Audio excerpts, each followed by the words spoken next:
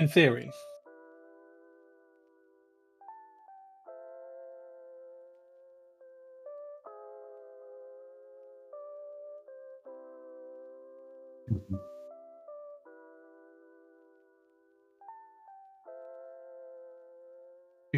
Do.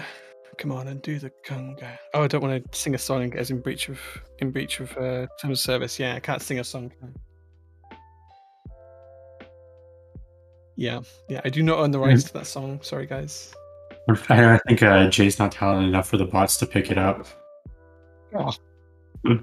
Is that how it is? I see.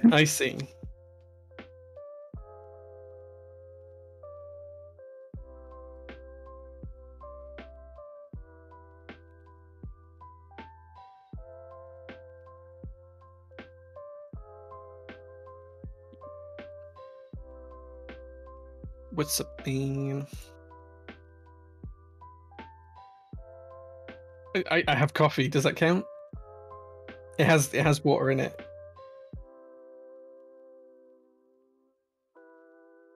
By volume, yeah, sure. No, by volume it's water in this. By volume it's the greatest ingredient is water, I think. Oh, okay, fair enough. I'm muted. Okay, well, see, that's why we do this. That's why we do this. I was in fact muted. You were muted. Nice. But I am unmuted now, so we should be okay. Hopefully everyone can hear us. Let us know in chat. Can you guys hear us? Do we all sound okay? Does anyone need to be turned up or turned down? Hello, chat. Here's my voice, because I don't think I've spoken. One creative mind here says Nathan cute. I agree. I agree. We know this already. This is. Thanks, CM. This is known. Yo, you can hear everyone okay? Okay, perfect. Nice. Noxygen, thank you so much for the Twitch Prime. JMK Lime is best key set of 2021. I think you're a couple years out of date, my friend. Bogan says, hello everyone, I now have so many points, I need to spend them somehow. I have 13,000 channel points. Oh my gosh. We don't even have like anything set up either. We're terrible. Mm-hmm. We're actually terrible. 33,000? That's nuts. Nice. I don't even know. Like, yeah, curious. I wonder who does have the most. Yeah, well, we can check that, I think. But we need to sort out the rest of the badges. I know you were looking at the Witch.io and stuff like that. We need to. I'm gonna put you on the spot, Brian. What's the latest position on that? Is that still happening? Where's that up to? Well, because I want to. Yeah, no. We have like everything laid out. We just want to get the icons rendered, and so we're gonna ask UB to do it. I think is the plan. Right. We asked him a few weeks ago, and he was busy, so we're gonna check back in with him again. Because I'd rather give UB money to do that than most other people. So that's the update on that. But we do have the theme. We do know exactly what we're gonna do, and it's gonna be pretty cool. Nice. I'm living for the Aloha shirt. Says the Mr. It's Bar. a pretty cool shirt. That's pretty good. It is one of my favorite shirts. Big fan of big and bold prints.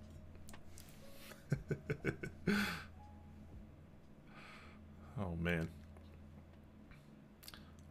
Lang says, I literally just asked myself, why is Nathan so handsome? Man, we gotta stop having people on that take the spotlight away from us, Jay. Okay, I can turn off my camera. Everyone's too attractive. This is becoming a problem. Oh man. Capty, hello to you as well. Rabbit Sensei, one drunk man has 67,500. That's quite a bit. That's a lot. That is a ridiculous amount of channel points. It is. Everyone's. It makes me wonder, what have we done that's so interesting that's made someone get to that many channel points? Because I can't think of anything. Well, I think it's just because we've been streaming for a while, right? Like people are just building them up, and we're not. And I'm terrible, so we're not giving anyone anything to spend them on. So people are just building them up. But when we do finally do incentives or whatever for it, everyone will have a bunch of channel points to start spending. I think I watch Mechs on Deck the same amount that I watch Top Clack, but I have significantly less Mechs on Deck points just because I spend them on stuff. Yeah, That's fair. That's fair. That makes sense. J-Chef, thank you so much for the 500 handsome TC bits. Appreciate that, man. And Skewed with a tier 2 sub. Thank you so much, Skewed. Pleasure to have you around. 25 months as well. Just over 2 years. That's huge. That's huge. Just streaming regularly and lurking, says Rabbit Sensei. Yep. We just got to build them up, and we'll give you something to spend them on soon. I promise. I have no idea what. Maybe we can come up with some like really stupidly silly rewards. We need a Switch accent, I think, award, Jay, where I pretend I'm British and you pretend you're American. That seems like a really good incentive. Bad. Oh no, it'd be terrible, but I think that's kind of the point, right? Jay looks sunburnt. No, it was my lighting was set slightly differently because it was so I have like a filter that goes across my camera screen effectively, but because I was in a video call earlier on today and it was bright sunlight in here, I had to put the make it appear darker so that it looked more natural. Otherwise, it was too bright, so I've turned that down. So it should be better now. Nice. Hype train, boys. Hype train? What the heck? Hype train. That is a thing. Oh my gosh! Thank you guys. I'd forgotten it was a thing. Thank you so much for the sub. Surfer 29 Tuna, months. Thank you so much for the sub. Wow. 18 months. And 18 months. 18 months. That's 2 top like babies. Man, how are people still around? Come on, like that's. You guys are way too nice. Nice. All right, I guess now that we have some more people starting to roll in, we can talk about what's happening today. So normally we'd be doing some kind of discussion stream, and that's not happening today, as you can probably tell from the title. That's you know what, you're right. There will be a fair amount of discussion today. It just won't be in the same sense. I'd like to think so. No, you're totally right. You're totally right. My bad. But we're going to be building some Evolv prototypes, and we have the designer with us here today, Nathan Alphaman, and he's going to be kind of walking us through a bit of the process. We do have some of the things already figured out, but prototypes do be prototypes sometimes, so they require a little bit of Q&A. So we're happy to have Nathan around with us to help us out. Nathan was also recently on a stream here with P-Wade, who came on, and you guys talked about some key set information and stuff, and that was a really good discussion. And now you're back to help Jay and I along this ride to hopefully get these up and running super well. So thank you for coming on, by the way. Definitely appreciate it. Yeah, it's my pleasure. I always enjoy being on. Heck yeah. Good to see you, man. All right. I think this might be the first time that I've ever spoken to you and seen you face to face at the same time, to be honest. I think pretty much every other time we've not had cameras on at the same time, I don't think. Oh, that's true. You weren't. I forgot you weren't with us for that stream, Jay. Yeah, because I wasn't on that stream, was I? Yeah, you were otherwise engaged. I think you were on a road trip of sorts. Yes, I had been on a full day's worth of driving, and I literally got in home about 5 minutes before you started the show. So I would never have had a chance to set up and get ready and be part of it, unfortunately. But it's all one good. of those things. But here we are now, and that's what matters. Vogon, thank you so much for the 500 bits, man. So I guess we can just kind of get right into it. So I'm gonna go ahead and swap our camera over, and we can talk a little bit about these boards. And you can also talk about your lovely looking latte, because people are already going to ask about that. It's not the best looking latte. It's like really poor latte art. But yeah, well, it's from someone that does not make their own lattes. I would say that any latte is so much better than not having a latte. Ooh, very nice. So that's true. That's true. I'd struggle not to have the coffee, I think. Yeah. Yeah. Oni Grundy, thank you so much for the Twitch Prime, man. 27 months. Lots of long terms in here.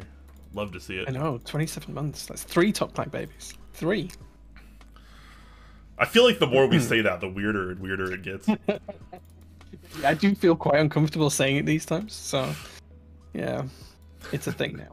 We should also wish Langlandia happy birthday as well. I don't know if you mentioned it's his birthday today? It's Lang's birthday? It's Langlandia's birthday today, yeah. Oh my gosh. So happy birthday to Langlandia. Should we sing him happy birthday? Is that something we should do? Or Oh no, that's going to be awful. That's gonna be. I think that'd be really awful. We've done that on stream before, and it sounded so bad in the VOD because it tries to pick up all of our voices, but it's just like a jumbled mess. What else could we do for Lang? There's got to be something we can do. We could convince Nathan to donate these boards to him. Donate these boards to him. I could donate Jay's. Yeah, this one actually has an owner, and it's not anyone on this stream right now. Yeah, we should make that clear. Actually, you're building for a customer, and building just one of Nathan's prototypes. Yeah, we should make that clear. Yes, that is what's happening. Vogan says, "Poor latte art, unsub." Wow. You know you're doing it big when latte art is the make or break point on a keyboard stream. Right. True. I respect that. Anyways, Lang, thank you for being you, man. Happy birthday. I hope it's a fantastic day, and you and the family do something fun. Yeah, I hope he has a great day. We should also say congratulations to Stash Builds Boards as well. So Stash welcomed into the world his lovely daughter the other day. He's probably not watching right now. In fact, I would hope that he's not watching. But he did welcome his daughter into the world the other day. So if you do see this, congratulations, Stash, from all of us as well. Awesome. I hope you have a lovely time with your new little one. Oh yeah, he's gonna be a busy man. That's for sure. Oh yeah, he's gonna be a really busy man. He's gonna be a cool dad though. Like just based on his personality alone, you can tell he's just one of those guys that is gonna be a good dad. That's awesome. Yeah, shout out to Stash. Hope you're doing well, man. Okay. Sing happy birthday. We've done that on stream before, and it turns out so bad. I promise. It's not worth it. All right. You see, you say that, and that makes me think that it's even more worth it than I thought it was worth it before. Make it 20,000 channel points. There you go. Oh my god. Is that even a thing to do? Like, can you do that on the fly? Update commands. I don't know. Live? I don't even know. I don't even know how to add the commands. I still haven't looked into it yet. Where are the mods when you need them, SMH? It's okay. This stream almost never needs moderation because usually you need a lot more viewers for that. You need a lot more people. So true. Yeah, like if you look at like Nathan Kim's stream, type stream, like he needs moderation because there's a lot of people there. It's a lot more casual here. All right. So, anyways, to what we're actually doing today, we're going to be building some Evolv prototypes. I have one here. Jay has one there, and we have a couple different configurations. I believe Jay is using a palm plate. I have a carbon fiber here, and we have a couple different switches going on as well. So I have some lubed Gateron linears. These are milky Gaterons with the UHM stems. So that's what I have going on here. What are you working with today, Jay? Today I will be using lubed H1 switches, lubed with 205 grade 0. That's what I have in mine, but I lubed them with 105 GPL oil. So nice. Nice. GPL 105. I sent these. Always good to I sent these all to the Pokemon kid. I don't know if he's watching today, but I sent them all to him just before Christmas, and he lubed 1,000 switches in like 2.5 weeks for me. It was amazing. 1,000? Insane. Wow. Yeah. He must like you. I don't. I think he liked the money I gave him. Like, there's no way I would lube 1,000 switches for someone. He's got some willpower, that's for sure. All right, so as we kind of start out here, Nathan, would you mind just kind of giving us like a really quick maybe backstory on the Evolv and kind of how it came to be and what makes it special and all the ins and outs? Yeah. So the Evolv was kind of born out of two things. The Evolv was born out of probably initially out of reading the Iron 165 IC, and I talk about this in my interest check for the Evolv, and I think I talked about it before, where I read through that like write-up that Luke did about the finite element analysis that he did for the plates on the Iron 165. And I kind of was like, I want to do this, but I want to figure out a way to automate it because what Luke wrote up was hours and hours of work. So I was like, instead of spending a day doing it by hand, I'm going to spend 3 years figuring out how to do it automatically. And that's kind of what it's turned into. I still haven't figured out a good way to do it automatically. And in fact, the Evolv prototype doesn't even have a generative plate. But I've been working on it, especially recently. I've met some really cool people who have been helping me along with the process. Otherwise than that, though, I like the aesthetics of the board were kind of like, okay, I have this cool idea for how I want to do the plate. Is there any way I can take these same concepts that I'm using for making the plate and use them to make the bottom of the board? Or some aesthetically driven piece of it. And that's kind of where the idea for these tendrils came from, was I just like make two pieces and let an algorithm generate supports between the two based on some input conditions. And so like the bottom is not hand modeled at all. It's completely computer generated, and it's created this like super cool aesthetic that I absolutely love. And it was kind of really organic in the version 1 prototype, which is the metal 3D printed one. I have it behind me. The manufacturing that was kind of really difficult, and I had some issues with being able to see the bottom. Right, like I didn't really like the version 1, so I kind of went ahead and made this version 2 Evolv, which is the one that's in front of both of you right now. And that's much cleaner board with gasketing instead of integrated plates, a better designed bottom, slightly less organic bottom, slightly less organic tendrils, but still a very organic system, and then this internal mounting system. And then I'll continue to talk about the version 3, which is the next one as we go about the stream and as you guys are building. But yeah, it's really cool. So the aesthetics of the board were born out of an idea of how do I take the same code that I'm using to make plates and just tell it to generate a piece of the board, and that was how that kind of came about. And then from there, it became much more an issue of manufacturing than of design. So that's also been a fun challenge. How do you build and how do you design things like this? Yeah, it's certainly very unique and something we haven't really seen a whole lot of, if any, as far as I'm aware. So I remember when you originally released the IC, it was quite groundbreaking to be able to see, specifically for a metal case, to be able to see, you were calling them the tendrils, right? These kind of little pieces that support, and I'm trying to show it off on camera, but I'm really not doing it justice. It's so difficult to show it off on with PC on camera. It's really difficult. Let me grab the metal one. It's right behind me. Yeah, but hope you guys can see that. It's a really, really interesting and unique look, and Nathan used the term organic, and it really does feel very kind of natural and very. It does feel very organic, honestly, and it's such a cool aesthetic. Even with the PC. Here was the metal one, and you can see these tendrils much better when it's made from metal. Yes. And it was kind of like. The idea was that it would grab up and it would almost like a Venom effect with my old Alpha logo on the bottom.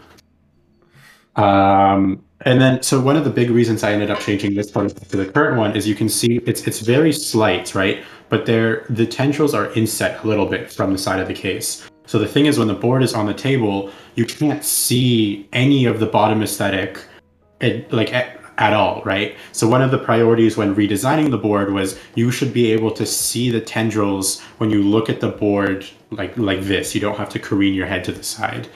And so I kind of, brought the sides out much more and try to force the tendrils to generate right on the edge so that you can get that more unique aesthetic from a side that's not the back. Yeah. Nice. And in terms of the generative design as well, Nathan, are all the boards identical, or does it do something different for each board? How does that work? All the boards are identical. And I did think about figuring out ways to make boards unique, but the problem is to generate a single bottom, it's like a 2-week process of tweaking an iteration, and then at that point, it's only so sustainable to do it right, once. So like trying to do it a bunch would be hard. What I'm thinking about with Evolv V3, and we'll talk about later, is the tendrils, instead of becoming the actual bottom, are going to become an accent piece. So we'll see as we're building the boards here today that there are some issues with, and I can show you some f-stock pieces of Evolvs as well that show some of the manufacturing issues with 3D printed bottoms. And so by taking the tendrils and turning them into an accent instead of having them be the actual bottom, I can become a lot more creative with the geometry of them, and I can even have unique pieces of geometry per color or something. Okay, that sounds interesting. So if you're putting like, I don't know, Pono, shout out to my man Sour, on your board, you can have a black board with some pink tendrils. And so it'd be really cool to be able to match tendrils to your board. One of the things from the original design thread, if I remember rightly, and forgive me if I misremember because I haven't read it for a long time, but the one of the original things was that the tendrils and their generative design actually makes them really, really strong, and stronger than what a solid piece of material might be. Is that still the case for each version of the design? It's not solid than what it's not stronger than what a solid piece of material would be, but it does make them like stupidly strong, right? And I think it just gives a lot of us an appreciation for just how strong these metals are, because if you look at these base, you're like, oh, this kind of looks flimsy. If you look at, this guy again, you're like, oh, look how flimsy these tendrils are, but you can park a car on this and this won't buckle. So it's definitely not stronger than what a solid piece of metal would be, but it is very strong for its weight class, if that makes sense. Yeah, strong enough to not really have to worry about it in a keyboard setting, at least. Maybe we should try and park some cars. Like maybe that'd be a good workshop stream we can do at some point. That sounds like onto it. Yeah, that sounds like it has J written all over it. Oh man, it does. 100% it does. So, like, just answering some questions in chat. For Zoo, he asked if the tendrils in the bottom case are final. The answer is no. They've been significantly redesigned for the version 3 of the boards. The Mr. Mar, he asks, is there a specific reason why the current prototypes are PC and not metal? Yes, cost. This single piece that I'm holding right here, I think was $700 or something like that. That's just the bottom of the prototype, and that was not going to get cheaper at scale. Aluminum costs $1.50 a gram when you're 3D printing it. That's expensive, and this bottom is like 450 grams, right? So the prototypes were PC for cost reasons, and then I kind of reinvested a lot of the funds from those prototypes into looking at ways of being able to mold the bottoms, from lost wax casting to investments, all sorts of different experiments we've done. Lost wax is actually a really cool method, but a really expensive method for being able to make the bottoms. And the one thing is, if you want to lost wax them, you can't have parts be this big, but you can have parts be half as big. So in the new Evolv, the tendrils are indeed two separate tendril sections that are each actually about a third as big as the current tendril sections. Interesting. That's pretty cool. There might be an Evolv plus mega edition priced at like $2,000 with lost wax cost stainless steel bottoms. And the thing is that's at cost, right? Like that's how expensive lost wax cast is. Yeah. So I think a lot of people forget just how expensive some of these manufacturing processes can be for what are effectively small run parts, even if you run something like, and people think that numbers getting bigger in the keyboard hobby, but in general terms compared to normal manufacturing, they're actually pretty small. So even though we might not be talking about 10 boards, we might be talking about 100 or even 1,000, in terms of actual manufacturing capabilities, that's still incredibly tiny. That's like 1% of what a standard manufacturer would usually expect to make of any given part. Just outside of the keyboard hobby, manufacturing numbers are significantly greater than anything we do in the hobby. So it's always worth bearing that in mind as well, guys.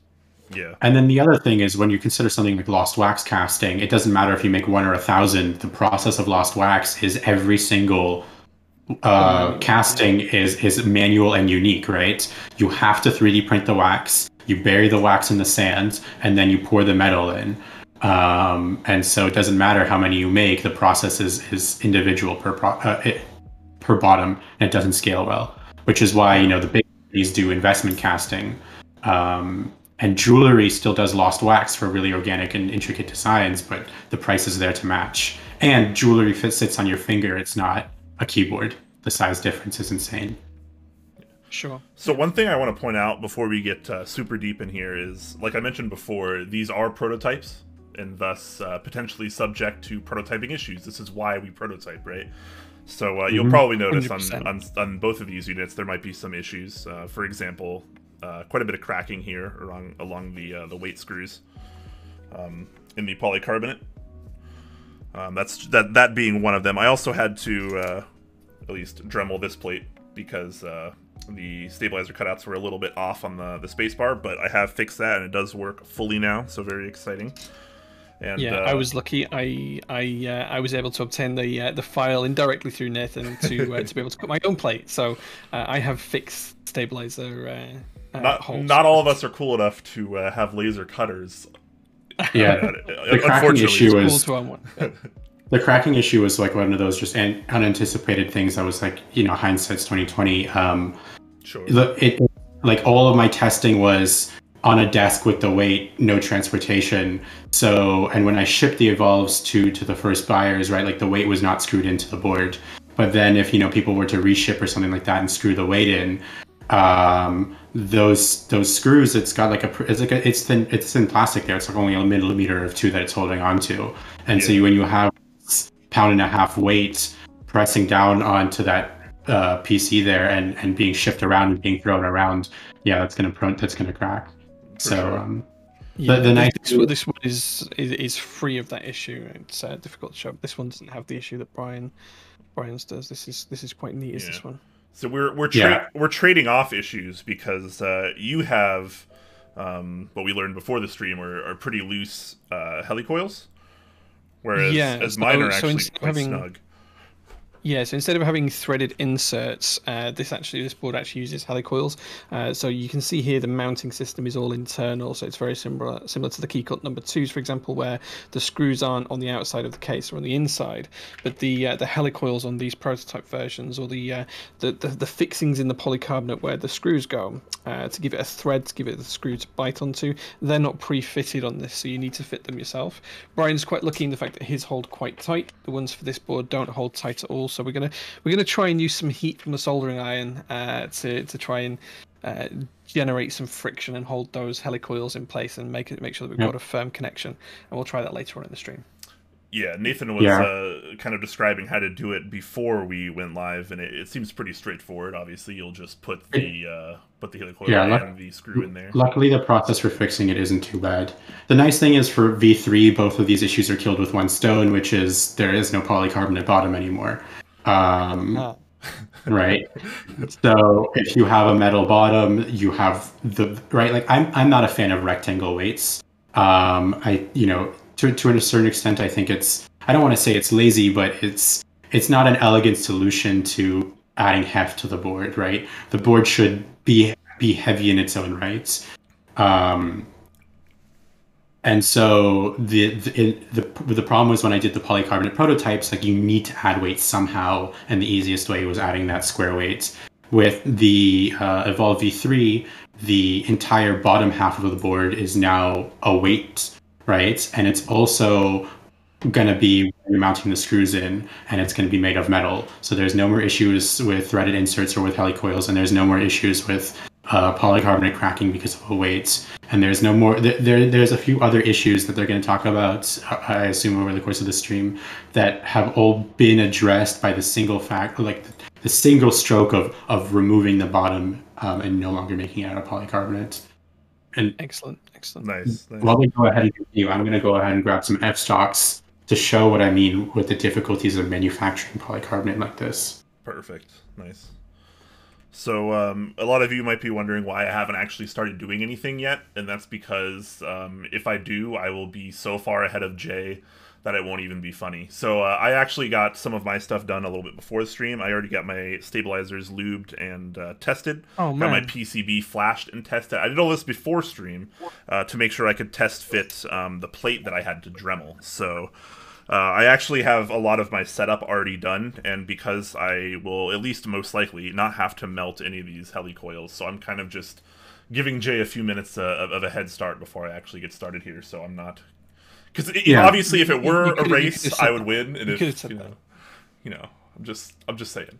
So I'm not I sure. think at first I was pretty uncomfortable about showing these, but you know, I have no issues now. I think it's good to be transparent about how board design works and the issues that people face. And so this is an f-stock, and you can see, right, like I'm going to hold it up here, and it's f-stock just from this. There's very clear bowing throughout the board. There is the bottom here. It's like super creased. And if I show it to you from like yeah, I mean, you can kind of see it when I hold it like this. The board has a twist down it the entire length. It's a little bit difficult to show on camera, but yeah, like this is not a straight line. And this was kind of just like one of the issues that I discovered with when you're dealing with 3D printed polycarbonate. First off, like this is bad QC from the manufacturer. I got it like this, but at the same time, if you leave the boards in a hot environment over time, like they will be prone to doing this, and that's just really nasty and not something I want. So with the V3, like one of the ways that you can address an issue like this is by making the polycarbonate parts smaller, because the places where it's bowing on, right, like this is worse than f-stock. The places where it's bowing on, you know, what I would typically consider f-stock, which is fine but already unusable, is between tendril gaps. So you can see that there's a huge gap in these tendrils here, and right here, the polycarbonate goes up and then curves back down, right? And so in gaps like this, where there's unsupported material for a long time that's rather thin, it can tend to warp out 3D printing just because of the heat and material properties. So by increasing the organicness of the tendrils, creating significantly more of them, making them significantly thinner, but also having a higher density, there is less chance for any sort of errors or waviness to be on any flat surface. And by no longer making it a structural piece, when it's even if there is some sort of rippleness or waviness in it, it won't affect the build of the board, and it won't make the board rock when it's on a table. It won't create any sort of issues when you're trying to assemble it, because it's just there for the aesthetics. So you have to consider that there are manufacturing issues with 3D printing polycarbonate. So the first thing is, switch from polycarbonate, start using transparent resins or other manufacturing methods. And then switching manufacturers, one that has a better QC process than what I got. And then the last step is, of course, embracing understanding the limitations that you have to work around when designing, and trying to figure out how can I make a board that the chances of f-stock occurring is lowered simply through the design of the actual board. I do want to point out on the PCB, because this PCB is amazing, and I've really been liking a lot of the intricacies of like the artwork that people have been putting on their PCBs. And shout out to Gondolindrum too, because obviously he certainly helped with this. But I like this little quote on the back, which reads, "Evolv PCB revision pre-alpha, designed by Gondolindrum for Nathan." And there's a little quote that says, "I want one now." And it's a little too small to show very well here, but I thought that was just adorable. Yeah, Gondo's quotes are always great. Every time I get a PCB from him, it's like the one thing I'm looking forward to is, what does the quote say now? Yeah. Oh man, fantastic. All right, I guess I'm gonna slowly start putting some switches in. Fun fact: this will also be my very first time using a knob in a build. So I've never built a board with a knob before. I still can't believe that that's the case, Brian. Like, I can't believe it either. Honestly, I was shocked. Yeah, I just remembered that I feel like I could have sworn that I saw Brian build a Satisfaction 75, but that's I guess not. not. That's what Jay said. That's exactly the same thing. Did I cannot remember building a Satisfaction 75. Although, to be fair, I've probably forgot some of the boards that I've built in my life. It's a very nice problem to have. Right? I'm not complaining. I wish my memory were better. Let's just say that. So this is going to be pretty fun. I'm looking forward to that. Floopderf is asking if helicoils are for hot swap boards. I don't believe that's the case. No. No. Helicoils are basically a threaded insert. So if you have a hole that a screw needs to go into, and that screw's not able to bite onto the material, you use a helicoil to enable you to either fix the thread or to give you a thread for the screw to screw into. Yeah. On this particular case, it's giving you a thread to screw into because the polycarbonate isn't the strongest material to try and put a thread for a screw to bite onto. Polycarbonate is a terrible choice to get screws to bite into. The screw is typically significantly stiffer than the poly, so even if you do get a good thread, right? Because like the way a screw works, for those who don't know, is it's simply the friction between the two connecting surfaces that holds the parts together, right? So the problem is, while you may have a good connection when you're threading into polycarbonate, the material is so weak that when you pull up on the screw, the threads themselves will fail and like go out with the screw, and then you're left with a round hole. Which is, to be fair, that can happen in metals as well. It does happen from time to time. Not in keyboards, or not usually in keyboards. It's usually when someone applies far too much torque to a screw and too much pressure to a screw than they should do. In which case, helicoils are used to fix those in metals and other materials. But here, you're using it as the actual basis to give a grip to the screw, to increase that friction, to provide that friction source. Ooh, very nice. James, thank you so much for the Twitch Prime, man. 21 months. What a guy. Look at James go. What's up, James? Look at him go. James is a nice guy. Says I can finally put a face to the voice. I don't believe you've never seen Nathan's face before. I cannot. I won't believe he didn't that. watch your stream the other week, Brian. That means that James didn't watch that stream. Yeah. Oh, well, I mean, James is admitting that he's not an avid viewer of Top Clack. Oh, man. I know, right? Wait, we have avid viewers. However will I sleep tonight?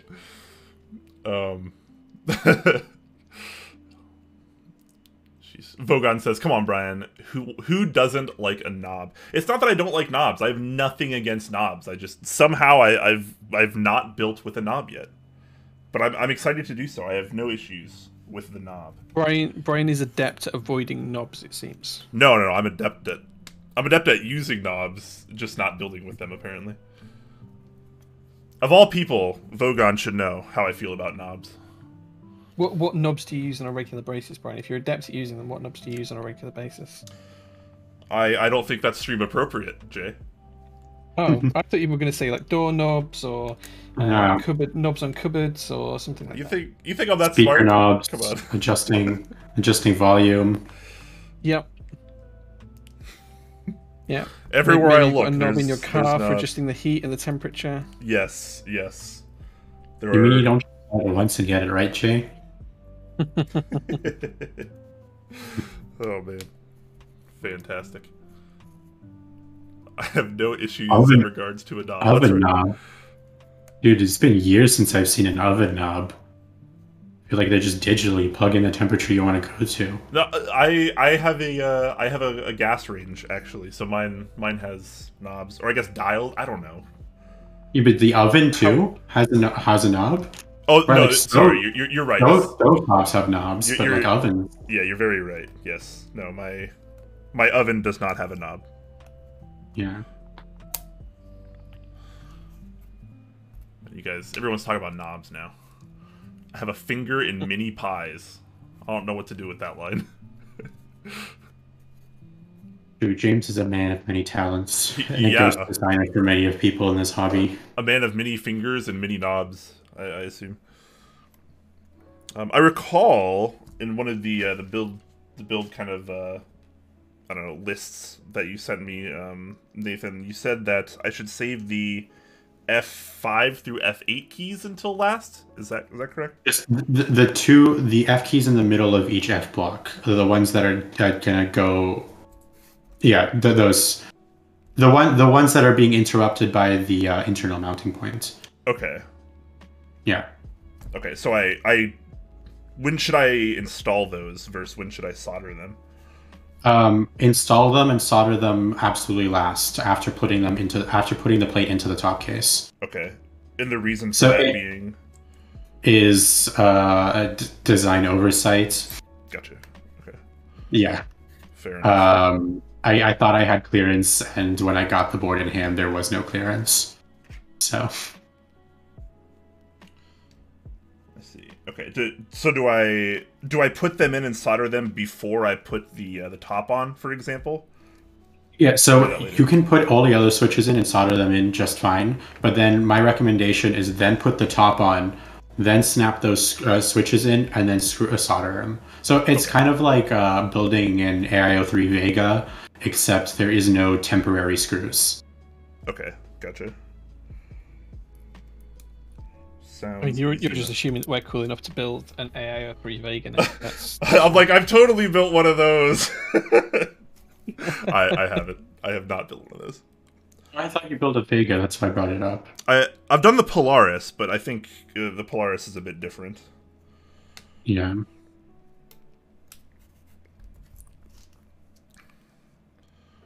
I usually James avoid. says, I heard some people are playing Skyrim on their ovens now. Interesting. I thought it was Doom that people were playing on their ovens, or is that me just being out of the loop again? People playing Skyrim on their ovens? Did you see there was like a paper the other day that outlined a theory for making logic gates with crabs, and this guy was like, if you can make logic gates with crabs, you could play Doom on crabs. So then he calculated how many crabs you would need to play Doom, and it was like over 1 billion crabs that you would arrange in like a specific pattern, and then you could play Doom on crabs. We could grow without 1 billion crabs in the lab, right? We'd need a big lab, but you could do it. Like this is a testable theory. It might not be very practical, but it's absolutely testable. True.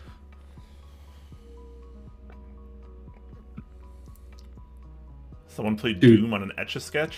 What the heck? That doesn't even make sense. Cost of flew for manually desoldering an entire board. I don't have the patience to do one switch manually. Oh man. I got a Hako desoldering gun, and that thing is the most fun. You just stick it on there, and the solder is gone. Yeah, those are freaking amazing. It almost makes you look forward to desoldering versus I wouldn't go that far. I said almost. I said almost. As opposed to completely dreading it. You know?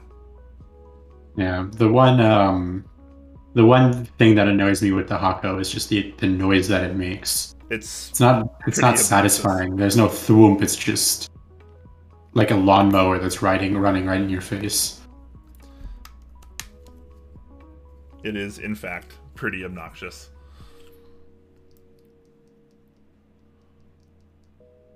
Imagine talking about Doom in 2021. Oh my gosh. I know, right? Imagine not talking about Doom in 2021. Isn't Doom it's like one of the best things to do? If your toaster doesn't run Doom, are you even living in the 21st century? I mean, Doom's a hot topic because the most recent remakes are pretty banging. It's true. They're fantastic games. Both Eternal and 2016 were really, really good. I wish I had incredible soundtracks as well. Yeah.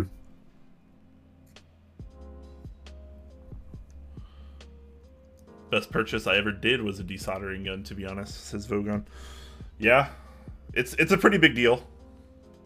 It's a good purchase, all right.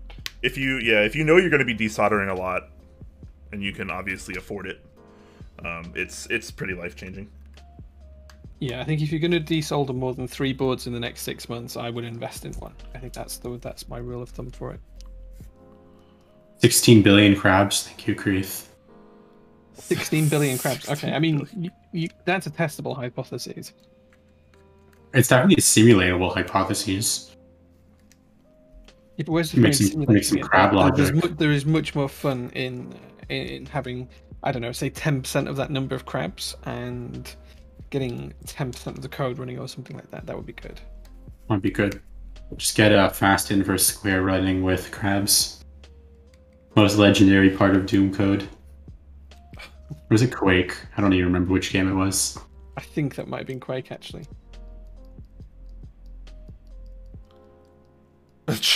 James says, I've heard Jay's a few times over voice chat, and it sounded like the world's biggest Hitachi. Yeah. That's what it is. That's the noise it makes. Oh, golly.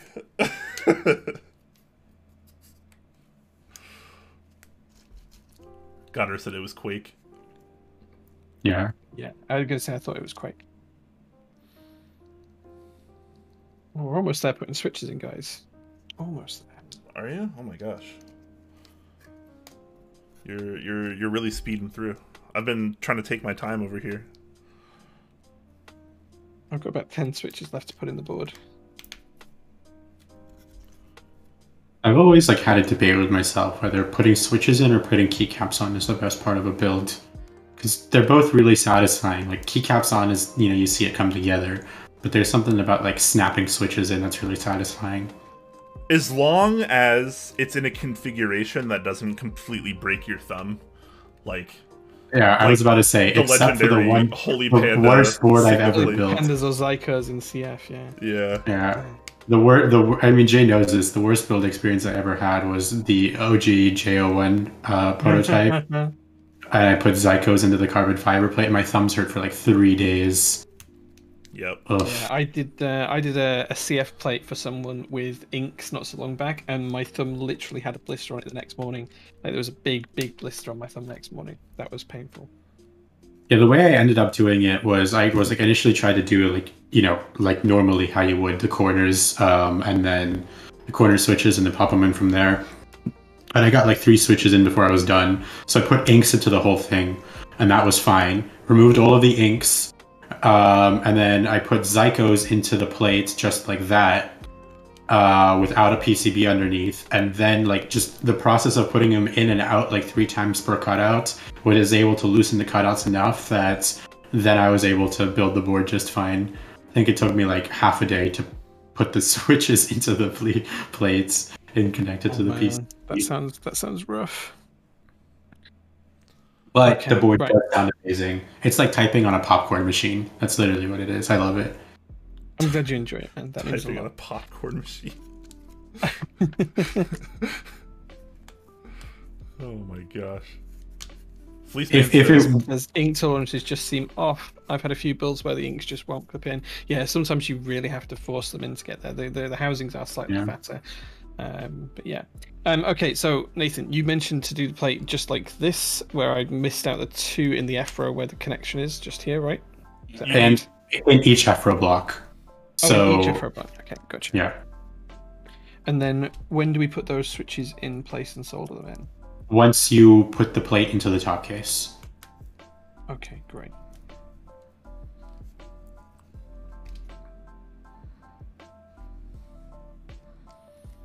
Oh, it's Gondo himself. Oh, I love that man. Here he is. Welcome, Gondo. Gondo's been streaming a lot lately, too. He's been doing some design work and stuff. It's awesome. Dude, it's good stuff. Gondo's stream is such a fun thing to watch. Yeah. Should we do the usual thing that I do when I'm soldering, guys? Which is whereby I open up chat to answer any question, or they can ask any question, and we have to answer them. Are you guys interested in that? Yeah, I'm always down for that. Okay, guys. So while ever Brian and I are soldering, all you need to do, guys, is drop a question into chat, tag @TopClack, put who the question is to, whether it's Jay, Brian, or Nathan, and then ask your question. Nothing's off board. As long as it's Twitch safe, we will try and answer it, and as long as we feel comfortable answering it as well. But you can ask anything you would like, so feel free to go away and ask the questions. Sounds good. All right, so I assume this means you are about to start soldering then, Jay? I'm just at the part where I'm ready to start soldering, yeah. Okay. I am several minutes away from soldering, so take it away. Well, that's all right. Yeah. Okay. Well, Nathan, perhaps whilst we solder the boards together, you could be in charge of reading out any questions that chat bring up. Okay. So the first question is, at Top Clack, how would you refloat the Ever Given? Is that to a specific person, or is that just Nope. in general? And I don't want to take it because I don't know what the Ever Given is. I don't either. Okay. This has to So be... Is that the boat that crashed in the Suez? Yeah, so the Suez Canal, which connects the Mediterranean to the Indian Ocean through the Red Sea, there is a container ship which weighs about 200,000 metric tons, which has turned sideways and it has blocked the Suez Canal. So therefore, no traffic can move up and down the Suez Canal. At the moment, there is about $9.5 billion worth of shipments that are stuck behind it. And no one has any given date as to when this will be fixed or rectified. So that's the situation. Wow, that's a pretty big deal. Yeah. So if you imagine a road, what's happened is if you imagine a road with a lorry on and the lorry's turned sideways and blocked off the road, that's what's happened on this canal, Brian. So bearing in mind that that's happened with a 200,000 ton boat, how would you fix it? And the big thing is the truck that's now blocking the road is a super mega truck that is bigger than any truck you've ever seen before in your life, and the only detour takes 5 days. Yeah, the road around is to go around the bottom of Africa instead, and I think it's close to 2 weeks actually. I think it takes closer to 2 weeks to go around. Yeah, that's true. It's quite a while. So how would you fix it, Brian? You can answer. How would I fix it? This is a pretty big question. I was very much not prepared for this, especially because I didn't really know or understand the situation until now. I mean, I think we've given you a pretty good account of what the situation Yeah, is. no, I mean, I totally understand it now. Now I'm just trying to process how I would fix it. And obviously, it's something I could totally instantly come up with because I'm sure everyone else is doing that. You can do this. I wouldn't. Don't say anything you can't take back, Jay. Come on. How would I fix it?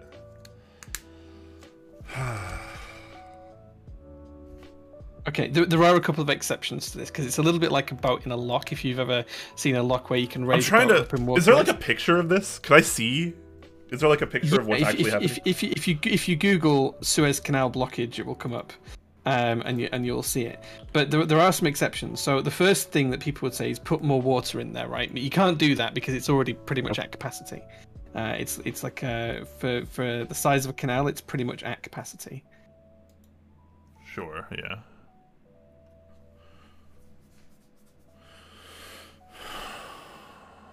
Okay, so it's stuck, and it's basically acting as like a complete block, not vertically, but horizontally. Okay. Mm-hmm. Sheesh. And it's not like you can just push it out of the way or push it back. It is physically stuck. It's stuck on the bottom. Okay, I know this is going to be a really stupid question. It's grounded at the front, so you can see. You know how you see that red part? You shouldn't be able to see the red part. That should be under the water. Okay. The back is floating, though. The back is floating. Okay. I like this Twitter account that Birds TM linked, entitled "Guy with the Digger at Suez Canal." There's a guy just trying to dig it. This guy's trying to get shit done, Yeah, he should be paid triple time for. This guy needs a serious raise. Yeah. The one dude trying to fix $1 billion issue. I mean, it's more than $1 billion. It's like tens of billions of dollars now. Yeah, it's true. Kind of crazy. I honestly don't know. I think I need more time to think about this. Obviously, I'm sure you guys have perfect answers, and I'm just gonna look like an absolute moron here. Nathan, do you have an answer? Oh yeah, my answer is the up method. So attach about 1 million weather balloons to the front of the ship and just pick it up and turn it. I love it. Wow. I absolutely love it. Okay. Yeah, sure. What about you, Jay? What's your guaranteed method here? My answer is a little more practical. You need to tackle it in 3 different ways. You need to have tension on the boat so that it's pulling, so it can try and move out of the sand that it's blocked in. And you need to do 2 other things. The first one is you need to start dredging the sand all around the part that's blocked that you could pull away from. So you need some sort of dredger ship in there to create as much depth at the bottom as you can, and try and alleviate the shape of the edge and make it much more square. That'll give you an opportunity to float it. The other thing that you need to do is you need to make the canal wider around where the boat is. So where the digger is in the picture that you can see, they need far more heavy machinery in there to try and take that, a couple of football length fields in and around the area. So you almost want to draw a square outline that's probably 2 football lengths in either direction around the outside of the ship, away from the ship. And then you want to dig and excavate all of that until it floods with water. And then you pump more water into the canal using the lock method, which gives you some extra square footage to lift it. I think that's the only way they're going to do it, but that's weeks of work. Like, you can't underestimate how much work that is. That is a lot of work. Yeah. So the problem with the tugboats that we're trying to pull it out is the ship is grounded, and moving that much weight is you're going to get the traction against the water to do it. Yeah. Exactly. You need way more tugboats to pull. You need to get water underneath the ship, and you need to get it off the ground. They need to put helicoils into the bottom of the basin. Just drop millions of helicoils into the bottom of the basin. That's what they need to do. Oh my gosh. Okay. Did we get any other questions into chat? So any questions you guys can ask. You can ask about personal lives if you want, guys. You can ask about what we do for work. You can ask about the cars we drive, the meals we eat. You can ask anything, folks. Don't be shy here. Don't be shy. Now I'm trying to come up with a way to do this. I kind of like the up idea. I think there's got to be a practical application of using something like helium or something. I think it's much. What? The fact that we have a finite amount of helium on the planet and we don't have a way of generating more. Helium is one of those elements that we can't physically create on Earth. And we only have a finite amount of helium. True. Which is why I completely and vehemently disagree with having helium balloons at children's parties. Just put air in them and let them bounce them away themselves. They don't need to float. Anyway, rant over. I can tell that's something we can do fusion on Earth. Yeah, helium production is a bit of a tricky one. Yeah, we could use hydrogen because we can produce hydrogen. We have methods of doing that. We can just crack seawater into hydrogen and oxygen. That's doable. So we could do hydrogen balloons. I think before hydrogen balloons, it will probably be more practical to get like 1,000 helicopters to fly each individual ship. Because that's a good way to make it lighter. You just take the cargo off. Yeah. Yeah. I mean, if you take all the presumed admirals and goddess are in on the joke I mentioned of using hydrogen. If you take all the presumed keyboard parts out of it, it'll be light enough, right? Yeah, sure. That's right. Yeah. Guaranteed. Yeah. So the big downside to hydrogen, which goddess and admirals instantly got onto, is have you guys ever heard of the Hindenburg? Yeah. The giant airship. The airship. That was full of hydrogen rather than helium. It is extremely flammable. Big explosion. Yeah, unfortunately, blowing up that ship is only going to make the issue worse. Yeah. Turns out destroying it is not the choice. What they will have choice. to do is they will have to take one of the floating cranes and another empty cargo ship and lift off some of the cargo boxes on there just to try and reduce the weight of the ship. I think that's one of the things they are going to have to do, so it sits higher in the water. I can't imagine any of the other solutions we've suggested are going to work unless they do that first. Yeah. Yeah. So do they have like some kind of plan in place? I'm sure they do, but they haven't announced publicly how they're going to address it as yet. Okay. Or at least not that I've seen today. Yeah. Unless something's been announced today and I haven't seen it yet. They hadn't announced publicly. Gotcha. According to several people in chat, Thanos is our only hope. Oh yeah, he could just snap it outright. Yeah, I mean, if you have the Infinity Stones, then I mean, why are we even having this discussion? Right? Just, and half the container ships in the world disappear. Wow, fuck, that's half. Even if the Evergreen doesn't disappear, half's your problem, right?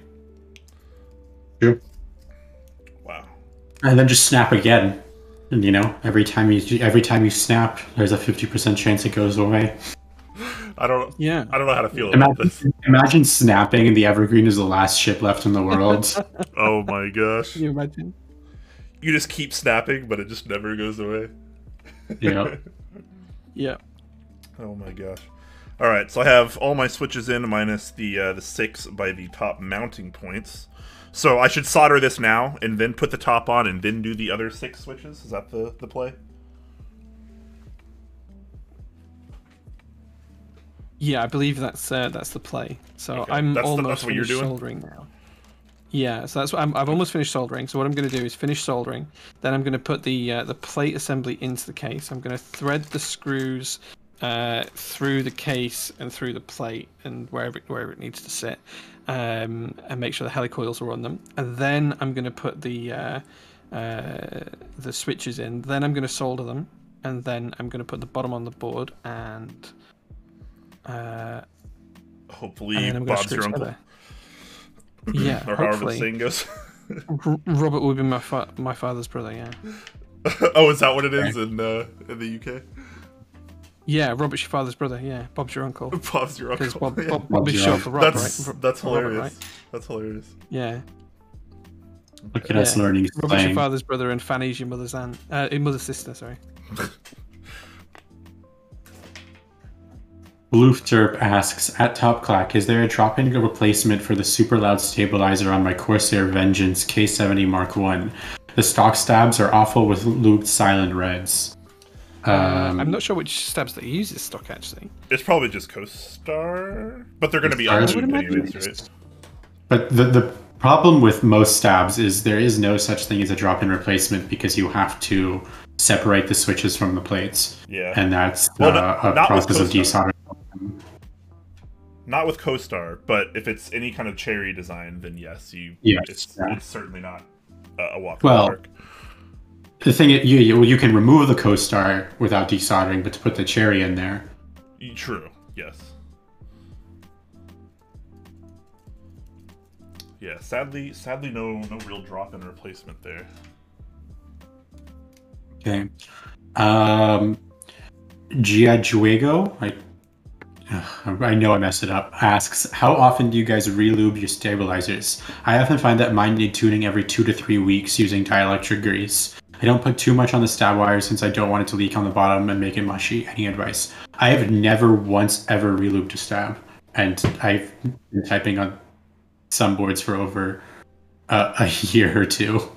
It depends on the electric grease you're using, I think, because there's a couple of different versions, and some are thinner than others.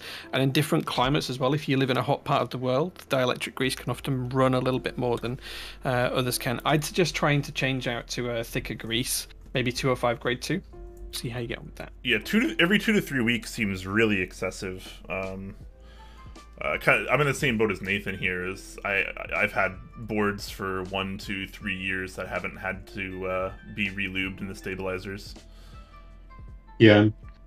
And I usually use either 205 grade 0 or I've even done it with just dielectric grease too, with no issues. Yeah, I go back and forth. I used to use dielectric grease, and then I've swapped to 205 grade 0. I know Space has released his spacebar lube, that like ultra high thermal efficiency, whatnot stuff from Krytox. That he's really good on space bars. I have not tried it, but it might be good as long as it's like thick and sticky. Thick and sticky. That's what you want. That's really what you need, guys. Thick and sticky. Thick and sticky. Thick and sticky lube. Oh, what is this show? Alright. Just doing some final checking here before I do my soldering. Yeah, I've just about finished my soldering. You're so cool, Jay. I hope the helicoil soldering, or quote unquote soldering, goes super smoothly for you. Thank you. I hope it does too. So we've done everything apart from the 6 F-row switch keys. Yeah, there it is. The Krytox XHT BDZ, or as Jay would say, BDZ. which I know Space has some in stock. I feel like a few other vendors probably have it in stock now as well, but I have yet to try it. I just use typically what I do these days is dielectric for the wire and then 205 on the housing. Like, really depends on my mood.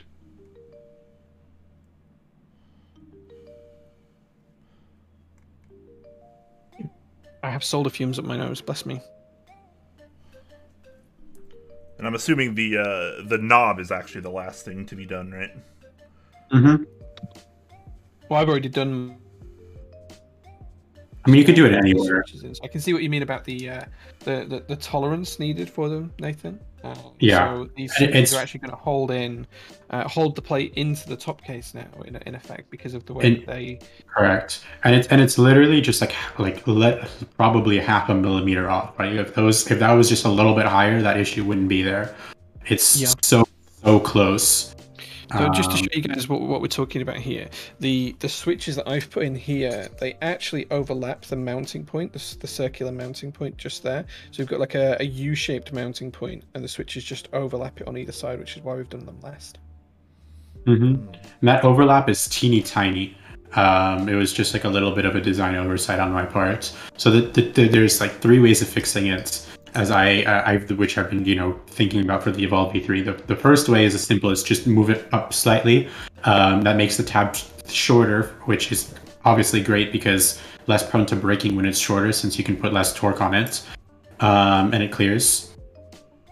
The second solution is make it significantly longer, right? Because if you look at a switch, it's right. It's got like these little tabs, and then it clears away from a tab, and goes to flat parts. And that change is small, but it's large enough that if you make that little tab longer and get it between the yeah, I know this is not coming off on camera because it's how tiny this is. But if you make that part longer and get it between those little corners of a switch, you can then get the screw in there. But that making it significantly longer is not a great option because it's more prone to breaking. And the final option is get rid of these internal mounting tabs altogether and do it how like the key cult number 2 does it, for example, which is mount through the walls of the screw. And then you hide the bottom. If you want to continue to be screwless, hide the bottom with either a weight or, in my case, the accent pieces for the tendrils. So.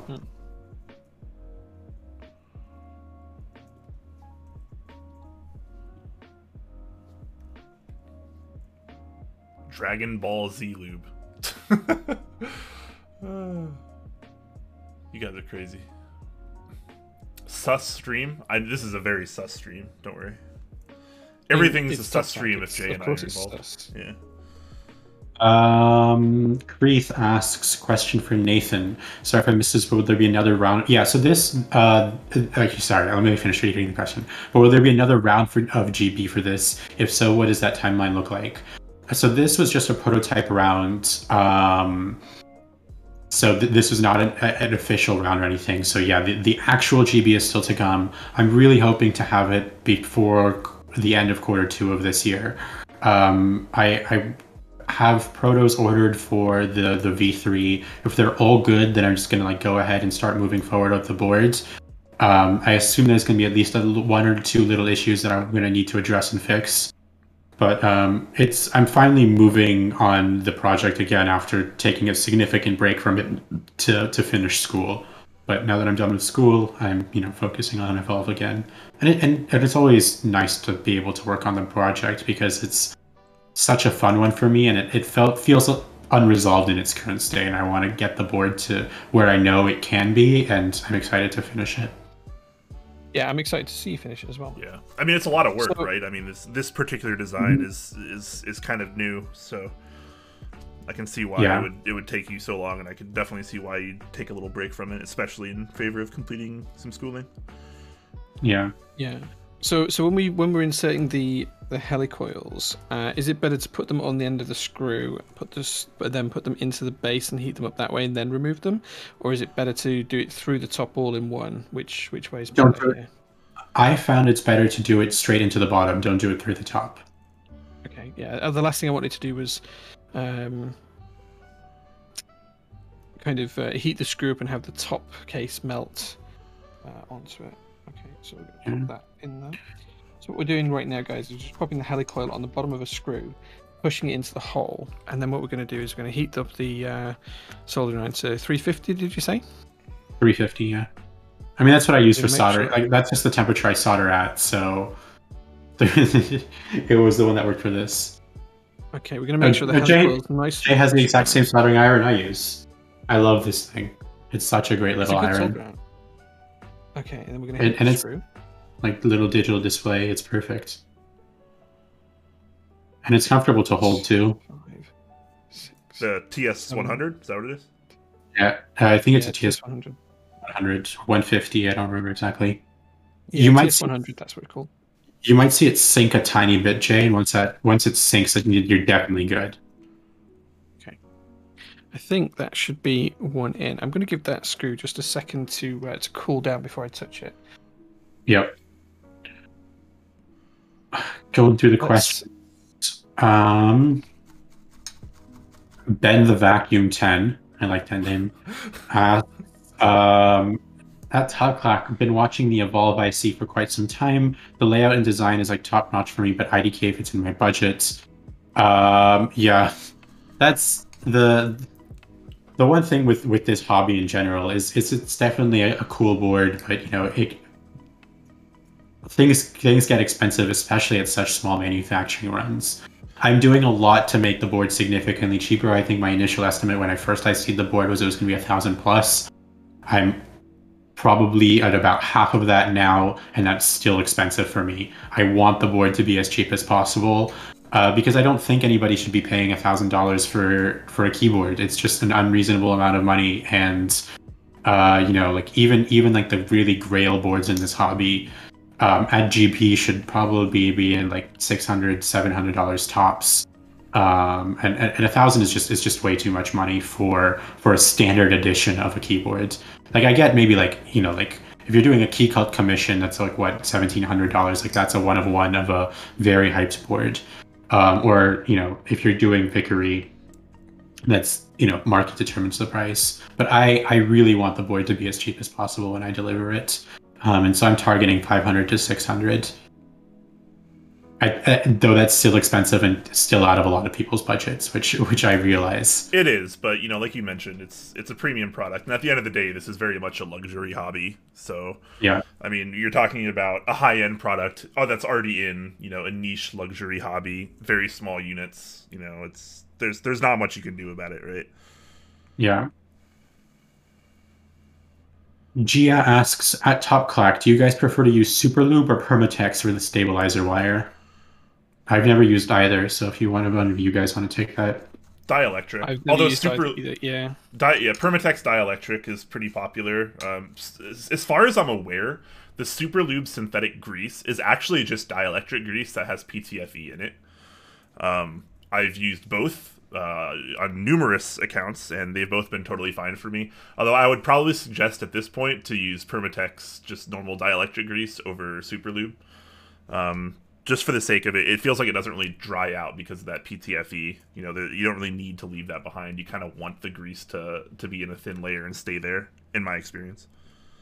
Yeah, so let me go through my drawer of lubes. So I know I have it in here. If you're not ordering like lube directly from the community, then you would rather order something off Amazon. You can buy dielectric grease there, and I use this stuff. There it is. Number 22058 from Permatex, and it's just like this little gray bottle. And I've built probably a dozen or two boards with this, and there's barely a dent in it, so this lasts you forever. Yeah, these days I tend to just use 205 on stabilizers, but I realize that's, not the most cost-effective thing. But, at the same time, if you're building like nice keyboards, it's, just a drop in the bucket. Really just depends on like what your budget is. Yeah, I almost exclusively use 205 grade 2 these days. And if you're worried about, spending a couple extra dollars on 205 grade 0, then, you're probably not building a really like super nice high-end board anyways. Would be my guess. You're probably looking for something a lot more budget, entry-level friendly, that kind of thing. Mm-hmm. Which is totally fine. Yeah.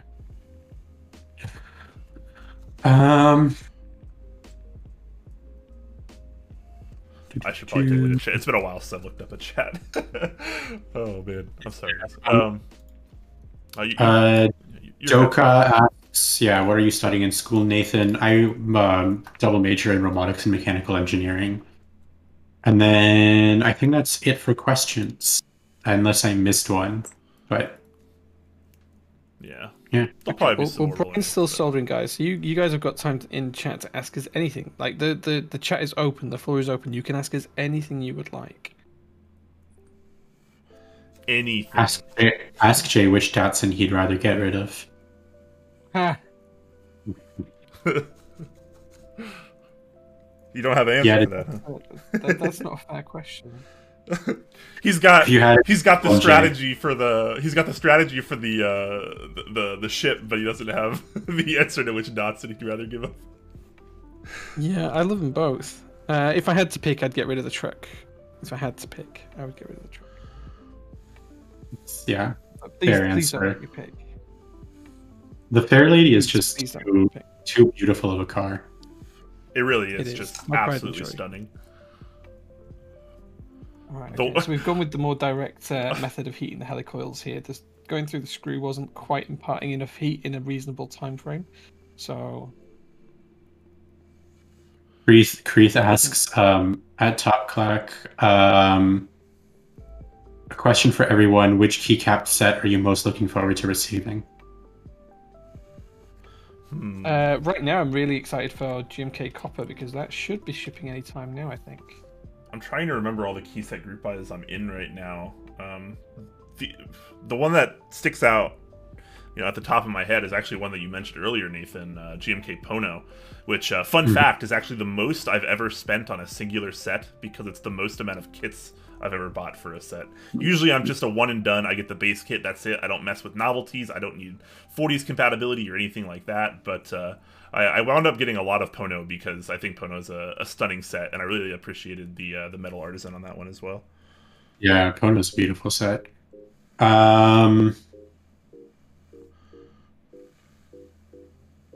Yeah, if I had to choose one, and that wasn't Pono, just because Brian said it, I'd probably Modern Dolce Lights. Really excited to see how that one came out. Big fan of the set. I think I bought 2 bases. But like in general, a lot of the sets that OmniType ran last year, I'm looking forward to. So GMK Nuke Data. I'm looking forward to Redacted, because that set is super cool. Oh, I forgot about that one. Also, that's pretty soon. GMK Perestroika, which ran on Project Keyboards. Oh, yeah. Actually, now that you mentioned that, I think I bought like all those sets, and I just remembered GMK Masterpiece. That's one I'm really looking forward to. Also, from Project. Forgot about Masterpiece. Yeah, and Polybius as well. That's one I'm looking forward to. Nice, Reminds me of my days and youth growing up and visiting the arcades and the I wasn't gonna show my own work, but yeah, Polybius is gonna be cool. That's why I did it for you. You can chill while you're here. This isn't your stream, right? Like you can chill as much as you want. Rabbit Sensei asks, at Jay, the wife or the Datsuns, choose one. Oh no. It'd be my wife. That's unfair. I could never choose the cars of my wife. Although, interesting story, the orange Datsun, the Fair Lady, that car is the reason my wife and I are married right now. And she still hates the car. She dislikes the car with a passion. She hates it. But that car is the reason that we're married as well. So, and she still hates it. She actually prefers the blue Datsun truck to any of the other cars that we own. So, there you go. Wow. There you go. But if I didn't have that car, we wouldn't be married right now.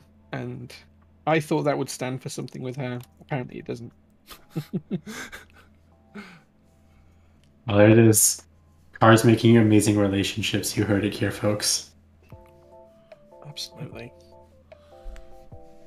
Okay, I think I'm just about ready to screw this in. Now, one of the interesting things I note, Nathan, and again, this might have been lost in the shipping between myself and Pusher and wherever else this has been, is that there isn't enough helicoils for this. So I've only put 2 on the front row and I've put 3 on the back row, but it is missing 2 on the front row.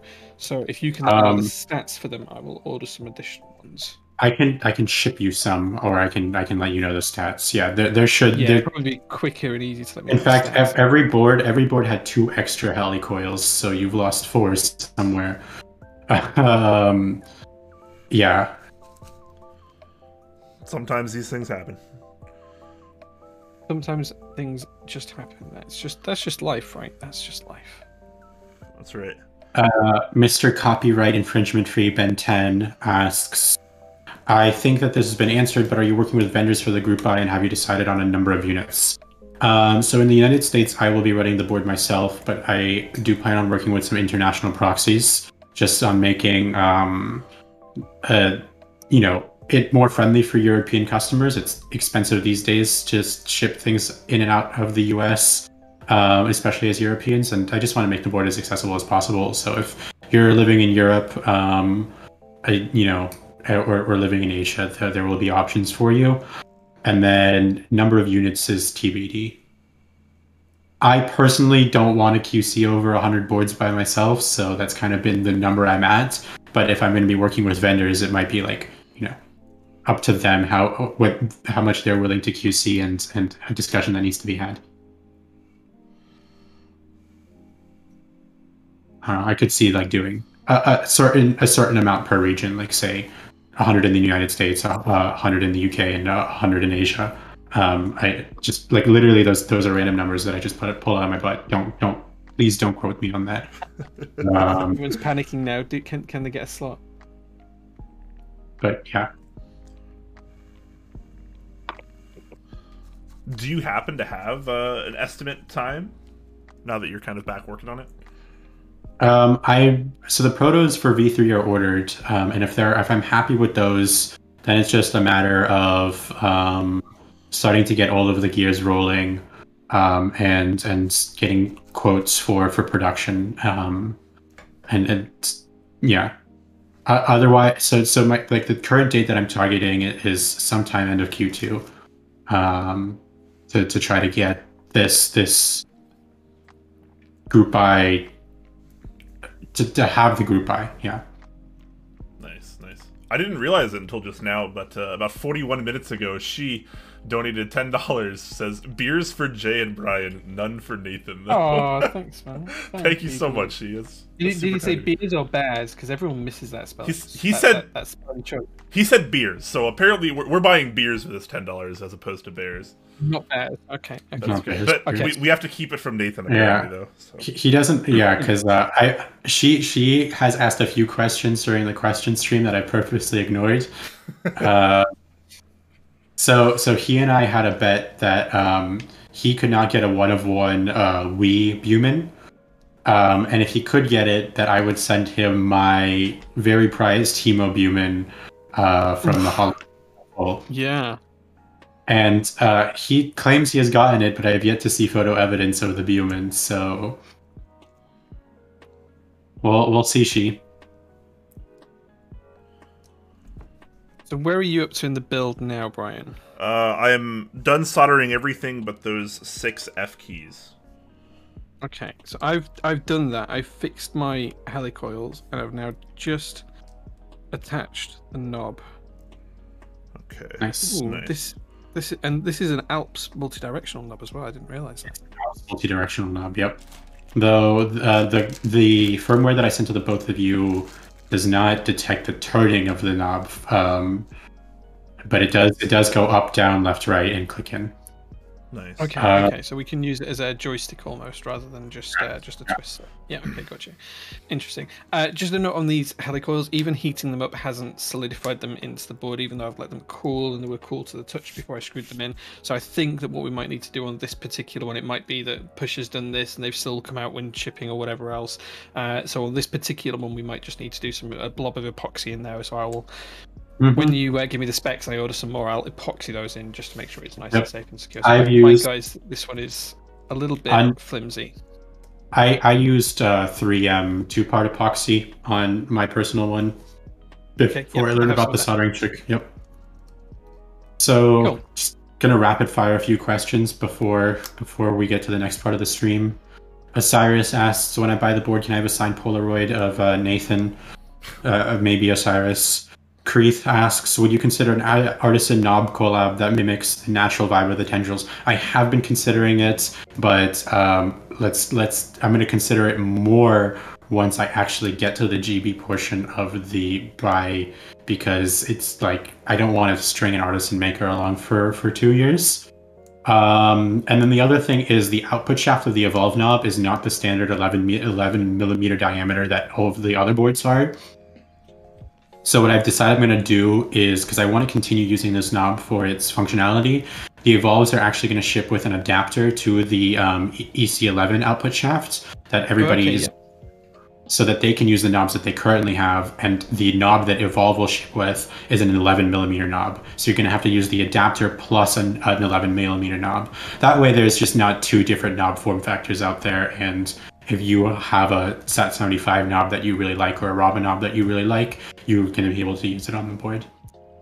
And then Helios asks, why did you get rid of the generative plate? I have not gotten rid of the generative plate. It's just not in this version of the prototype. I'm working with some people to make it significantly better than it's ever been. And it will be back. Final question, Floof asks, how would you clean sticky razor green switches? A few drops of IPA and a little massage, question mark. I would strip them down and put them in an ultrasonic cleaner with some detergent. That would be how I would clean them. I'm not sure dropping some IPA and giving it a little massage will do enough if they're still soldered into the board. No, probably not. Yeah, that's a much more reasonable answer than I would have given. Okay. I was going to say desolder them and put them in the trash. It's a good way to clean them. Hey man, people like different switches. I'm not going to judge them for liking the switches that they like. Okay, so I'm just at the point now, guys, where I'm ready to put a key set on here. So now that we've done soldering, whilst Brian's finishing off his board, I'm going to let you guys pick which key set that I use. So we're going to run a little poll, and I'm going to set that up now. Okay, I have whilst that's running, I'll show you the 3 versions of key sets that I have here. Yeah. So I have all those F keys in now. Everything looks to be lined up properly. Was there any extra step I needed to do before I solder these in? Nope. As long as it's all lined up properly and then the plate is sitting nicely on the gasket, you should be good. Yeah, it looks pretty good to me. Just trying to be extra careful with it. Okay, guys. So the poll is running now. You guys should be able to vote. I'll show you guys the 3 key sets I have, and you guys can make an informed decision. The first thing we have is a GMK Calm Depths. So this is a grey and cyan set with some blues in there as well. Grey, cyan, and blue. Let me know what you think. The second set that we have the choice of using today is GMK Botanical. This is all of the greens and everything else that we can do in here. All of those greens. Some nice ISO enters as well, although I can't put that on this board because it's ANSI only. And then the third key set I have today for you is GMK Nautilus Nightmares. So guys, vote away. Let me know which key set you'd like to see on this particular board. Nautilus Nightmares, Botanical, or Calm Depths. Those are your three choices. I'll lay them out on screen now so you can take a pick and choose as to which you would like to see on this particular build. Botanical gets my vote for what it's worth. Well, Botanical's winning at the minute, so Botanical's winning by just a few percent. Calm Depth seems to be way out of people's favorites. That's very low at 6%, and then it's neck and neck now between Botanical and Nautilus Nightmares at 50%. Ooh, Nautilus Nightmares feels real bad. I thought Botanical would be my first choice, but I've also been typing on Botanical for like a month or two now, and I kind of want to see Nautilus Nightmares. Interesting. I don't think I've seen Nautilus Nightmares like in pictures yet. It's been a while. Like, I've had the key set probably 5 months now. Mm-hmm. Okay. I think I'm hopefully ready to screw this in now.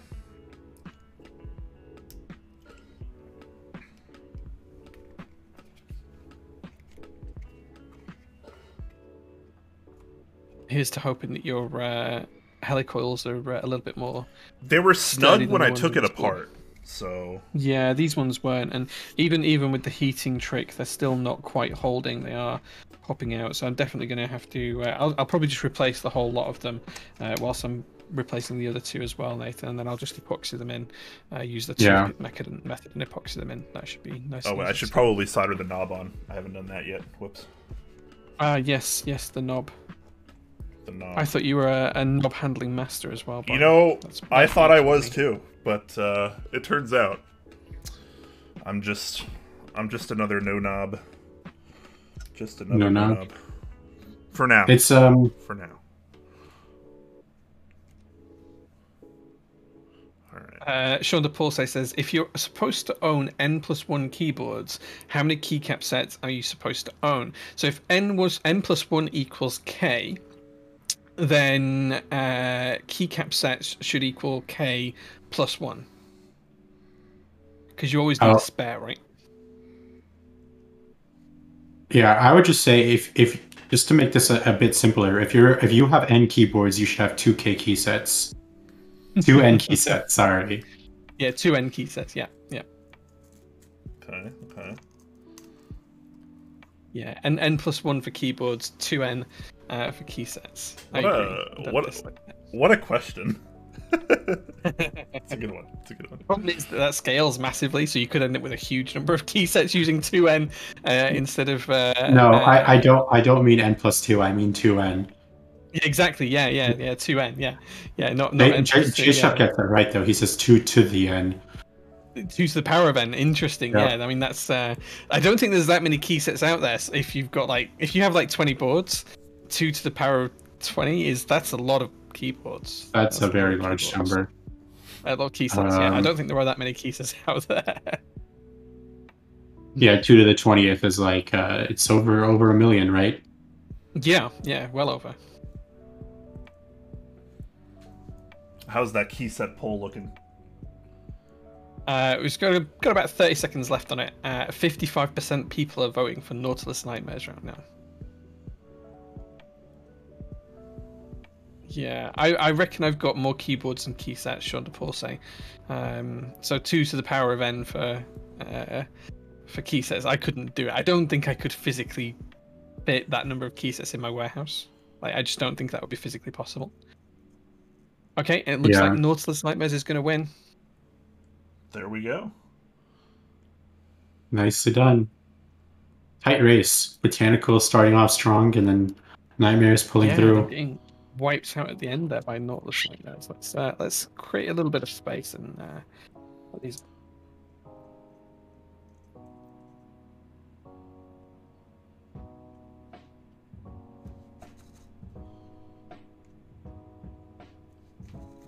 This doesn't use a 1.75U shift, does it? It uses a 1.5U shift. Yes, it does. If I remember correctly. Oh, that's right. I totally forgot about that. Yeah.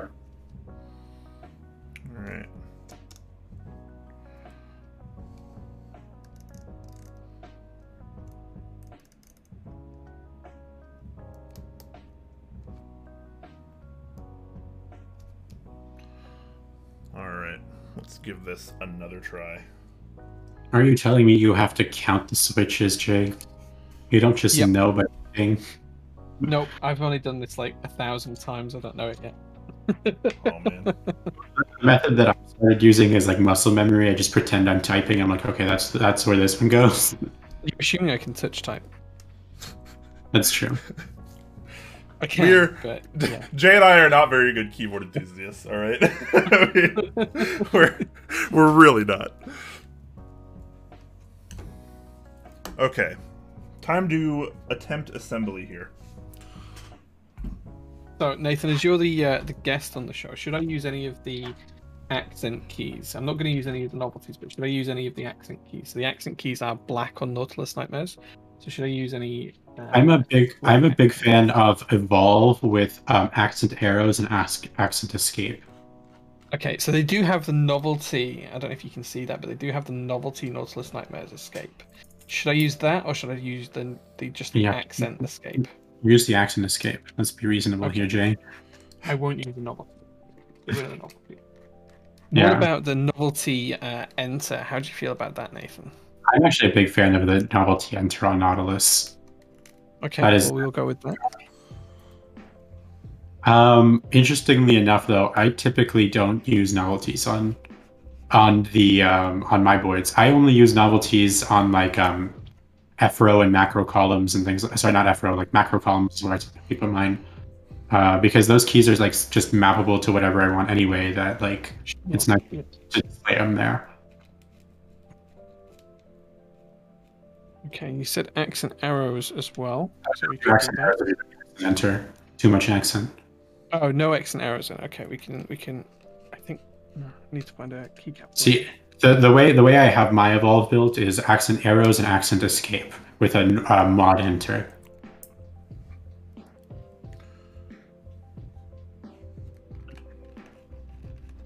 I think I spoke too soon about some of my helicoils. It's looking like I'm going to have to solder a couple of them at least, which is fine.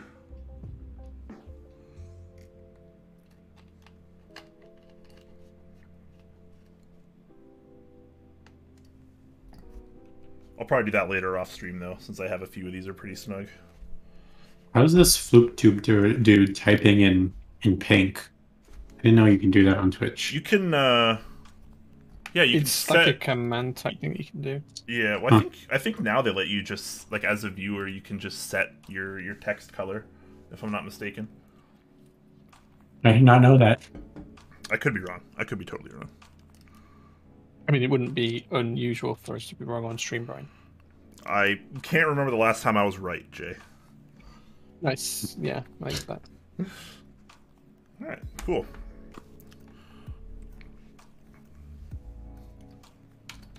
Okay, so scoops or bars? That's the next question, Nathan. Not that I'm sending this keycap set to you, but scoops or bars?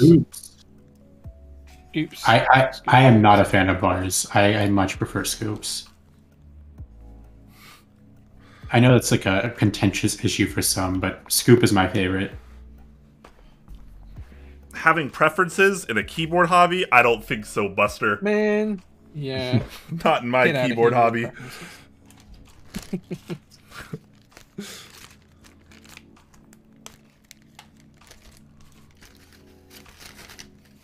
Okay, I'm about ready to throw some key set on as well. I would give you guys options, but the owner of this board sent along GMK, I believe it's Metropolis, so I'm going to go ahead and put that on for him.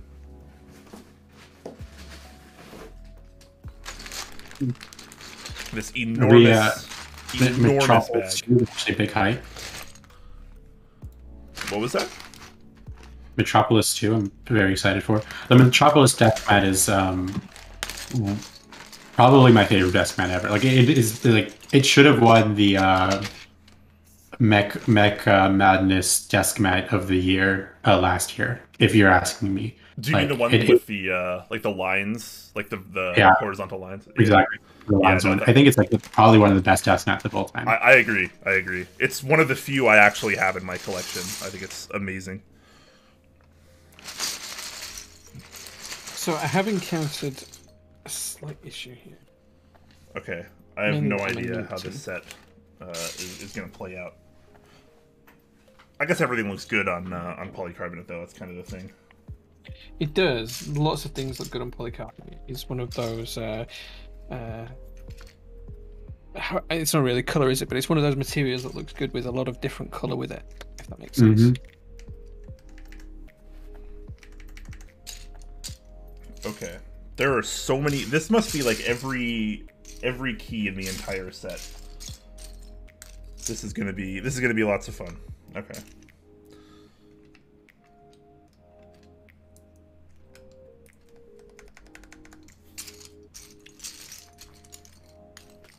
I apologize to everyone in advance because it's going to take me 80,000 years to put these caps on.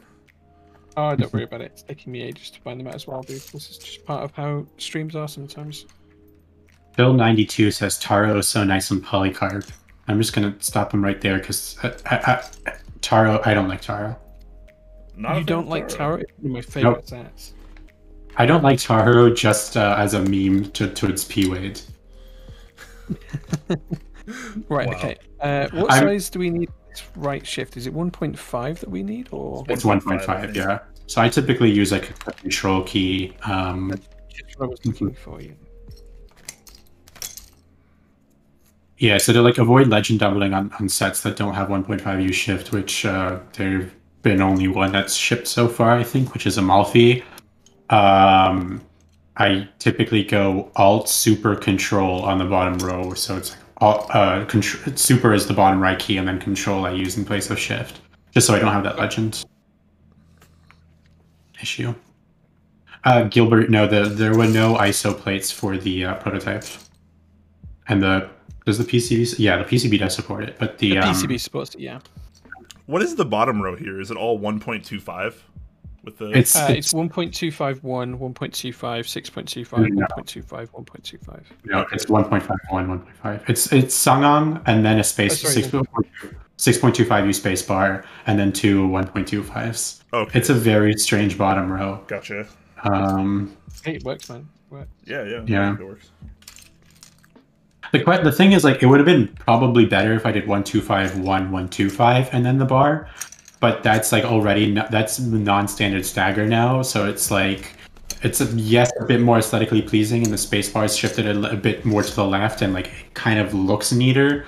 But like a lot of people are used to Sangong layouts, so it's better to keep that. And then the issue with doing 125, 125, 125 is that there is no even spacing on the right hand side then, so that just doesn't work. Sure, gotcha.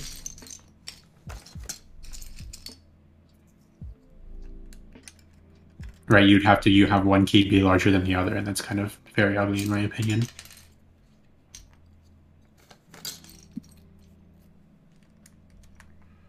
Okay, I think I'm opting for some monochrome mods here because I'm pretty sure this has every kit in existence for this set. So we're getting a little more boring because you guys know me. I don't like lots of colors. I'm lame like that. Down with the colors. That's what I'm hearing Brian say. Yeah, I like the set as monochrome. I think it looks pretty good as monochrome. I agree. I think the set is much better in monochrome. Okay, cool. I'm not totally crazy then. That makes me feel good. I don't even know, I don't know what all these symbols are actually representing in this set. Like, I don't know which key goes where. Like this one, for example. Like, is that supposed to be caps lock? I don't know. That's the beauty of it. You can do whatever you want. I guess it is kind of a freeform set. Right, that was the point with Polybius, right? If the mods are entirely agnostic, you can just slap them wherever. Which is why 40 support was so easy for that set. You just put those 3 physical keys in there, and it's got perfect 40 support with 0 legend issues because the legends are whatever you want them to be. Yeah. Makes sense. Makes sense. We're almost there now, actually. We've not got too much more to do. Just need to find the last few keys, and then we're done with the build. Aw, look how good of a Sean is for me.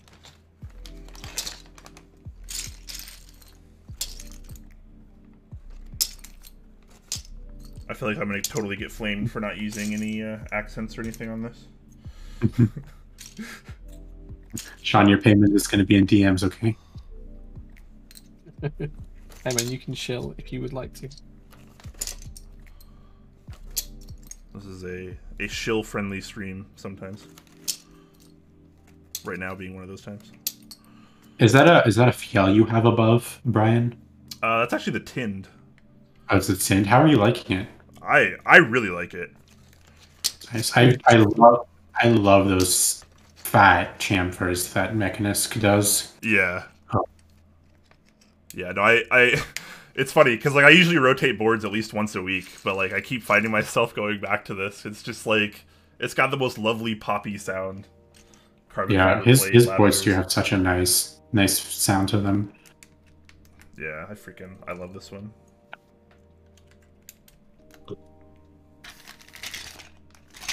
Okay, well somehow in the confusion I've put the... Oh no, I haven't. I thought I'd put the last key that I turn over is the last key I need for the build. There we go. That's usually how it works, right? Yeah, well once you find the last key. Jay, she is asking for a midweek OGR update. The midweek OGR update is that she is still banned.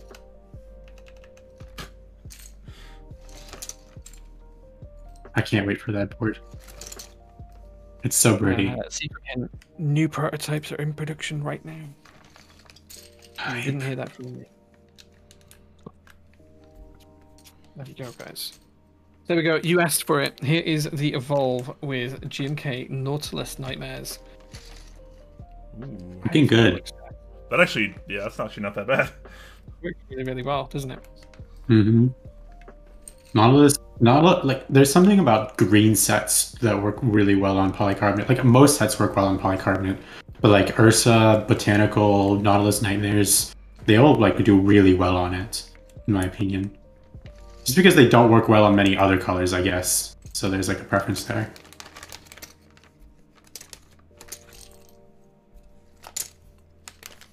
Nice. Very nice, Jay. Very nice. How is it on the palm? Haven't even tried it on. I think the palm might be a little bit soft for this because it does feel like it's bottoming out in the middle. I will check that later on. Luckily, with the case being polycarbonate, I can probably have a look later on and shine a torch through and be able to see whether it is or not. But I think that palm might be a little bit too flexible for this board on the current design. It just feels like it's just bottoming out. You guys won't be able to hear my typing test because we're using Discord for audio purposes, so you guys won't be able to hear it. But there is kind of a little click as I press. I can hear even through my headphones. If I press slightly too hard, there is a little click. So it could be that it's just slightly too flexible for this. But I will confirm later. I never designed it with palm in mind, but because just of how thin that gasket contact is on this board to keep those bezels as thin as they are, it allows plates to flex a lot. But that is also something for the Evolv, the next version of the Evolv. Yeah, the bezels are the same thickness, but I was able to change around the internal geometry significantly to get much wider contact strips for the gaskets. So that'll be great for lovers of softer plates. Excellent. Good to hear it. Nice. It was nice being able to prototype a plate right before the stream, I'll be honest, because I know I messaged you what was early morning for you, and asking for the plate file. And yeah, it was 6 a.m. and I was like, oof. I didn't get up till 9, and I saw the message and I was like, oh. Yeah, I was in the workshop and it was like, right, okay, I know the plate I have here doesn't work the carbon fiber one because it had the space parts. It's like I have the material, I could just cut one, and then I managed to get hold of the plate file and was just cutting it literally before the stream, which is really nice because it means we can test these things out, and that's part of the beauty of having the tools I have here. It's nice. It sounds really good though, Nathan, I'll be honest. Again, the sound won't come through Discord because of the noise gates, but... Don't worry, my sound will be able to come through, and this should sound alright too. It's already sounding pretty nice. Yeah, it's very poppy, but it's nice. Yeah. And I'm interested to see what the sound difference is, because I'll be able to hear the sound difference between the PC, the POM and the CF as well. That'd be interesting.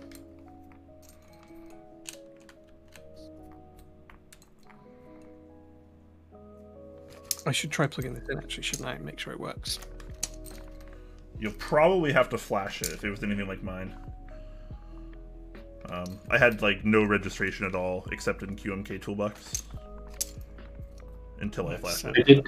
I did send Jay the flashing instructions, so Nice. Okay. Yeah, it's not working. Yeah. Okay. I've already put the caps on now, so I'm not going to take it apart to have a look at that. But I will do it before I send it back to you. Although my plan is, I'll be honest, my plan is to use it for a couple of days before I do send it back to you, dude. You gotta experience with it, right? Like you need some time with it to figure out what it's like. Sure. Yeah. I'm the same way. Whenever I build a board for someone, I'm like, I'm keeping it for like 2 days. Like you just you gotta agree to that before you send it to me because like I'm gonna want to. I need to break in your switches. Yeah. just have like an excuse for it. A good excuse, right? I like that one. Yes, fantastic. All right, you went scooped homing keys. I'm gonna go barred homing keys. I think. Yeah. I usually go scooped myself, but on occasion I'll go bars. But because this is Nathan's board, I wanted his vision of it, so I went with 100% scooped because that's what he prefers. Yeah. And I like how both of you have gone for stepped caps because it's the only true caps. That's right. Well, this is not my choice layout personally, but I would opt for the step caps myself, anyways. So. Yeah, I when I first entered the hobby, I was using normal caps, and then I don't remember why I tried stepped caps, but I eventually ended up switching to it, and I was like, oh, I see the light now. Yeah, it's a pretty big difference, honestly. I'm the same. I pretty much don't ever go back. Although on some boards, I use just control here because I use HH. Yeah, I don't ever have caps lock on caps lock. I don't have caps lock mapped on any keyboard. I don't think it's always control there. And then on a Win keyless board, what would be my control key becomes my Windows key. Yeah. Yeah, I Control C, Control V is just so ingrained in my muscle memory that I could never switch the location of control. So I keep caps there. The only time I map it away from caps is on 60%, where I dual map it to FN. So I split right shift, right, and that's FN, but also I do caps as FN, just so I can do like if I push and hold caps, or what is caps, and then use WASD, those are my arrows, right? And I can do that with one hand. Gotcha. Yeah, makes sense. What do you guys? What's the key next to the knob intended for? F13. It's an F13. Yeah, okay. but it's We'll just go. So I mean, you can put insert there. I think I typically put insert there, or you can put delete there, whatever. I like to put I lock insert out. there, just because I like the lock key. The lock. I'll just put. I guess it doesn't matter what I put there. Right side. Let me guess. Home, page up, page down, end. Is that what people normally do? I've got yeah. screen page down FN. FN. I would recommend FN for the bottom one because the FN key is currently mapped to the knob. So if you push and hold the FN key and then like move the knob in various directions, it changes the LED settings. Gotcha. For the board. Okay. Yeah, and then page up, page down in the middle.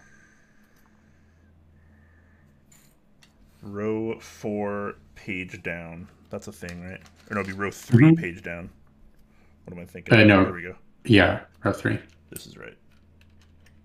That's the most common 65% column. Yeah. Ah, there we go. It was literally the one key that wasn't turned over. Sheesh. Typical. It's always how it goes. It is always how it goes.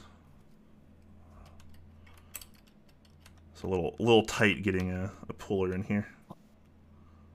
Yeah. The tolerances were much too tight on this version of the prototype, and so they're back to normal tolerancing on the next one. So that's just what you're going to be used to in terms of what the spacing should be between keycaps and the side of a board. Yeah. But again, that's why we prototype, ladies and gentlemen. I forgot what spacebar I'm putting on here too. I guess I'm not going to use an accent. This is going to be like the most mundane Metropolis ever. Some sets just work great like that. Yes, I mean, this is I like this. I think this is nice, but I realize that Metropolis is obviously a very vivid and colorful set, and I'm kind of eschewing from that. This is Metropolis work mode, and then like if you put the accents on it and the colors, it's Metropolis night mode. You know? Yeah. Totally. Any justification I can get to back up my claims, I want you to go with it. There you go. All right. Well, this is looking pretty nice so far. Works nicely with the black knob as well. Yeah. Yes, it really does. PC polycarbonate's so forgiving though, right? I feel like everything looks good on polycarbonate. Yeah. And that's obviously not a bad thing at all. Yeah, unfortunately, there will be no polycarbonate option for the real GB of the Evolv. But if the current 3 colors that I've been thinking of and are not finalized and also needs to be talked about with vendors is I want to do black, I want to do white, and then I'm going to do Ursa green or sage green is the third color that I'd like to do. There's not enough good green boards in the hobby, and I would like to offer that option.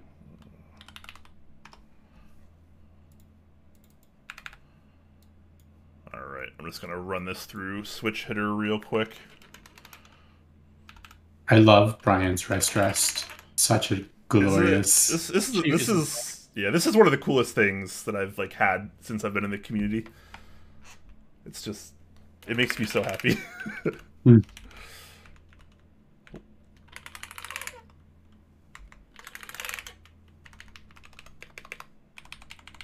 Alright, everything is registering. Except for this. Except for FN? Except for FN, yeah. Yeah, that's correct. Okay. It shouldn't register because it's modifier. Perfect. And I already did get this set up in VIA earlier as well, so we're good there.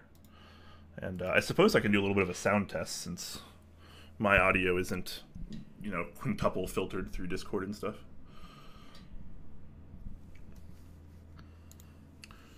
Alright guys, well, let's take a quick listen to this.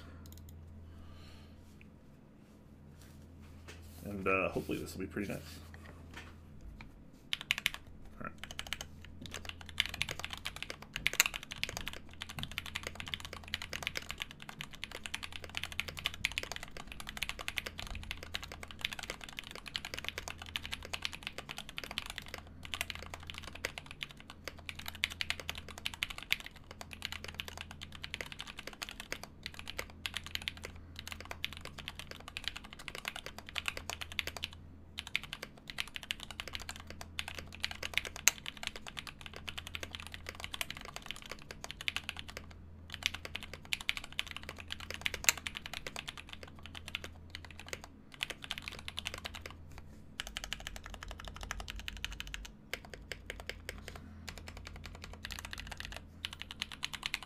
Not too bad. Very, very poppy.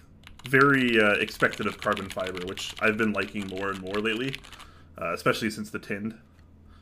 I wasn't always a carbon fiber kind of guy, but I'm starting to enjoy it more and more.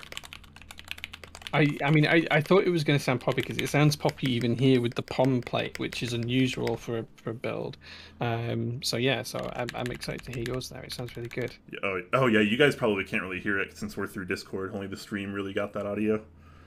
Yeah, I just unmuted the stream so I could hear you typing on it. Yeah. Yeah, fair enough. Would have been a good idea. I listened to it through Discord, but it still sounded pretty good. Oh no, that was the idea with the kind of the sound design that I went for. It is kind of a bit of a spitball when you're trying to design soundscapes, but it was that crispiness is really what I want. And carbon fiber contributes to that. Gasketing contributes to that, and then also having a relatively short echo space. So keeping the space between the bottom of the plate and the bottom of the PCB and the top of the case as short as you can really helps crisp up the sound because there won't be any echo. Um, and then gasketing, of course, helps prevent any sort of structural vibrations in the boards, so that you don't get ping. Yeah. No, this sounds quite nice. I'm actually pretty happy about this. Kind of a silly question though, I guess, but is the polycarbonate version something you plan to offer at all in the future? I know you kind of went with polycarbonate just for prototyping purposes, but so the idea is the Evolv. Here we can talk about Evolv V3. The future here is so the board will be aluminum top and will have an aluminum bottom. But I want to do an aluminum accent tendrils, right? Sorry, not aluminum accent tendrils. Polycarbonate accent tendrils. So the idea will be the RGB will remain on the bottom of the board, and the tendrils will be able to glow with this RGB. And so you'll have aluminum everything, but the tendrils will really light up when you plug it in. And so those will be polycarbonate, and those are polycarbonate because of manufacturing constraints, because it has to be 3D printed, right? So I think it's going to be really, really cool to be able to have these glowing tendrils, while everything else is like this, like probably the colorway I'm most looking forward to is straight black, right? Like black bottom, black top, and then, imagine like glowing red tendrils. Like that would just like yes.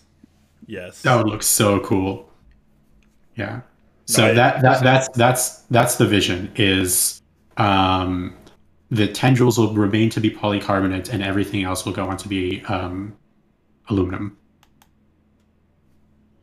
Yeah. Nice. Yeah, I'm looking forward to that. Just in case anyone is interested, this weighs fully built exactly 3 pounds 5 ounces. So there you go, 3 pounds 5 ounces. It's pretty for those hefty. of you that something a little bit more metric in grams, that is 1,503 kilograms or 1.503 kilograms. So there you go. For a polycarbonate board, that's pretty chunky. Yeah, no, that's pretty nice. I mean, you got the weight in there. Yeah, the stainless steel weight is 1.5 pounds. Yeah, you can tell. So Sean, the aluminum weight will be less, if not about equal, because there will be no stainless steel weight in the aluminum version. That was literally added just to the polycarbonate version to add heft. I'm pronouncing that word over streams, but to add weight.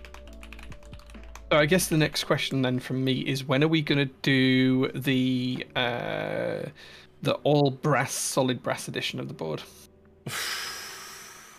How much money do I need to spend? Probably the same amount a JO1 copper bottom costs. Right, okay. Yeah, fair. Why would you? Honestly, though, I don't think this is the kind of board that you'd want in an all brass version. I feel like Who doesn't want brass tendrils? I mean, I don't. He's been talking about the aluminum top bottom with the PC tendrils and the light. I mean, that's really got me going. I feel like that's got to be the play. I mean, I feel like there's. I mean, I know just because I've gotten DMs and messages from people who would want to love to see I know I'd love to see an SS version of the board with stainless steel tendrils. Yeah. So black everything, and then just beautiful polished stainless steel tendrils would be insane, and the price would also be dumb. Be insane to match. Yeah. Yeah. Chris Bezic says ALBC3 when. Yeah, well, I'm still waiting for that other board in at the CMO, so we'll have to wait and see how that comes out. But if it comes out nice, then I might order a couple of prototypes in that material, Chris. Yeah, we'll see. Nice. Is the ALBC3 the transparent aluminum? No, it's cast bronze. So. Okay. It's basically aluminium bronze casting, is what the ALBC stands for, if I remember rightly. But it's a form of bronze. That sounds pretty cool too. So it's super difficult to machine and super heavy and super brass. Expensive. Brass is so 2020 and earlier. We're moving away from brass. Let's get some more. Let's get some more steel. Let's get some more bronze. That sounds fun. Titanium. That's what we need. Yeah, I feel like brass is 2019 and before. 2020 was the year of copper. That's so true. We'll see what 2021 has to offer. Yeah. Titanium, magnesium. We could do some magnesium keyboards actually. I'm surprised this hasn't been done already, because you can have, for example, alloy wheels machined out of magnesium. It has. We haven't seen that done in keyboards yet, I don't think. As far as I'm aware, wasn't it Varmillo that did a magnesium keyboard? Hey, I didn't realize that. This was years ago. It was touted as being like ridiculously light, but like obviously still alloy. Yeah. I think.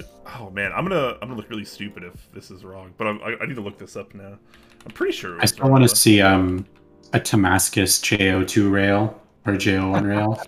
I did talk with Salvan about doing that. It was expensive. Let me just tell you how much it was. Very expensive. But there is a cheaper version of Damascus called Tikron that you can get. It's obviously not quite the same as Damascus, but it has a very similar look. So I might have a look and see how much that would cost and see if it'd be a little bit cheaper. But we'll see. Oh yeah, okay, yeah, I'm right. There's a Varmillo VA68M version that has a magnesium case. Interesting. Yeah, you can actually. It would be really light actually. Yeah. And if you burn it, it'll burn bright. It will burn out your eyeballs. It'll be that bright. Yeah, you can even buy it for mechanicalkeyboards.com. If your house catches on fire, don't go in the real room to save your keyboards because your eyes will go with them. I remember back to high school and burning magnesium strips, thin magnesium strips, and it just being super bright. Rabbit Sensei says tungsten keyboard when. So tungsten is really difficult to machine. It's one of those things that's really hard to machine because it's just such a tough material. It's what you use to machine other things, right? Usually, like the tungsten is often used as a tip to machine. Yeah, tungsten is often the metal that's used in bits, and then they're usually ceramic or diamond tipped or something else. Would you need it's sometimes for that? Would you need diamond to cut tungsten? Is that how it works? No, you wouldn't need diamond. Tungsten. You could cut tungsten with other tungsten bits sharpened and shaped in certain ways. There's different variations of tungsten. You wouldn't need the hardest version of tungsten. You could use a softer version for the keyboard and have a harder version for the bit. But yeah, you can get diamond tip tool bits and all sorts that you can use for that kind of stuff. But it'd be very expensive to machine. Yeah. Swag Mannerer subs at tier 1 for 21 months. Thank you so much, man. Says, what will happen first? Heat death of the universe or GMK Dracula? Wow. Man. Wow. GMK will happen. It will ship this year, I think. I think it'll ship this year. It will ship in 20. If it didn't ship this year, there'd be a lot of angry people, I think. Maybe. What is it still the color matching? What is holding that set back? Yeah, it's the mod color, right? The mod colors? Yeah, I think there's just one color left to match now. So assuming that gets matched in the next month to 2 months, then roughly another 3 or 4 months for delivery. I reckon it's going to ship around November-ish time, October, November. Let's say. Kimchi Jody Boy says, at this rate, I think even the people not in on Dracula will celebrate when it ships. Oh man. Yeah, I remember like the Dracula has so much hype around it at this point with all the artisan collabs and how long it's taken. Like Dixie could run GMK Dracula around 1.5, right? Like once color matching is approved, and like just add another like 10,000 base kits to his order. Oh my gosh. Oh my gosh. All right. Well, I think we're both finished up with this build now, right? Do we have anything else we want to do before we head out, gentlemen? No, I think that's about it. Other than to thank Nathan for blessing us with his presence and looking fantastic. No, thank you, you guys. It's always fun to hang out and take a break from my day to be on stream. Heck yeah! Well, we very much appreciate it. Yeah, it's been great. Thank you for bringing the sex appeal of the stream from like a 2 up to a 10.8. Easily. I know the viewers certainly appreciate that. They get tired of looking at us. They really do. They really do. Yeah. Have you got any further build streams upcoming, Brian? Yeah, I still have a couple. Once I get enough energy and motivation and time to lube the switches for them. Just personal builds at this point, I believe. So my Prophet, my Heine TKL1, and if I'm not mistaken, we're going to be doing another one of these dual streams for the Heine TKL, right? No, well, maybe we could do it for the Heine TKL. I don't have mine yet, but we do have one for the Dollinger because you have the Dollinger. That's right. Dollinger that's right. Yeah. Yes. Okay, so that'll probably be the next stream then. So I need to lube those switches up for you, and then we'll do the Dollinger dual stream. That'll be fun. So we definitely have things on the horizon. I've been busy lately, man, and it sucks because I want to build these boards. I feel like so stupid that I haven't built my Heidi TKL1 yet. I'm like so hyped for this board, and it came in like 2 months ago, and I still haven't built it.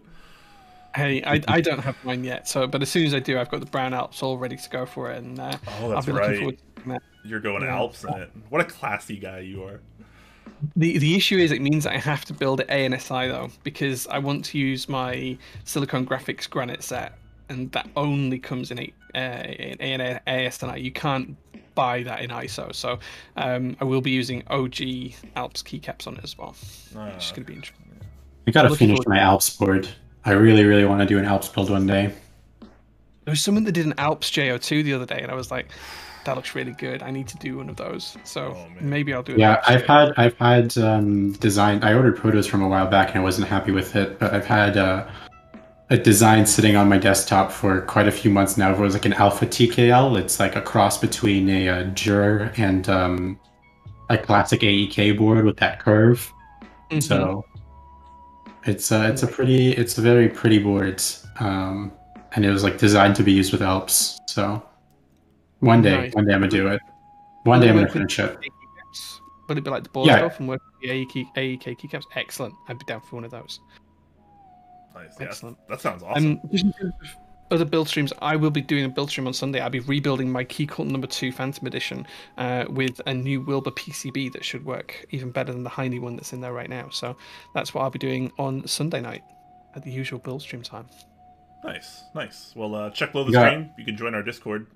That's when you'll know that build streams are usually coming, at least for me, because I have no idea when or what is coming next, per se. So definitely look out on there if that's something you're interested in. But otherwise, yeah, it's been a pleasure, gentlemen. Thank you, everyone, for watching. Nathan, thank you so much again for joining us. We definitely appreciate it. Thank you. It's my pleasure. It's always fun. Yeah, I'm sure we'll see you back again sometime soon. But yeah, the boards came out pretty well, prototype issues aside. So very happy with this, and I don't know about Jay, but I plan on using this for a few days to kind of get a good feel for it.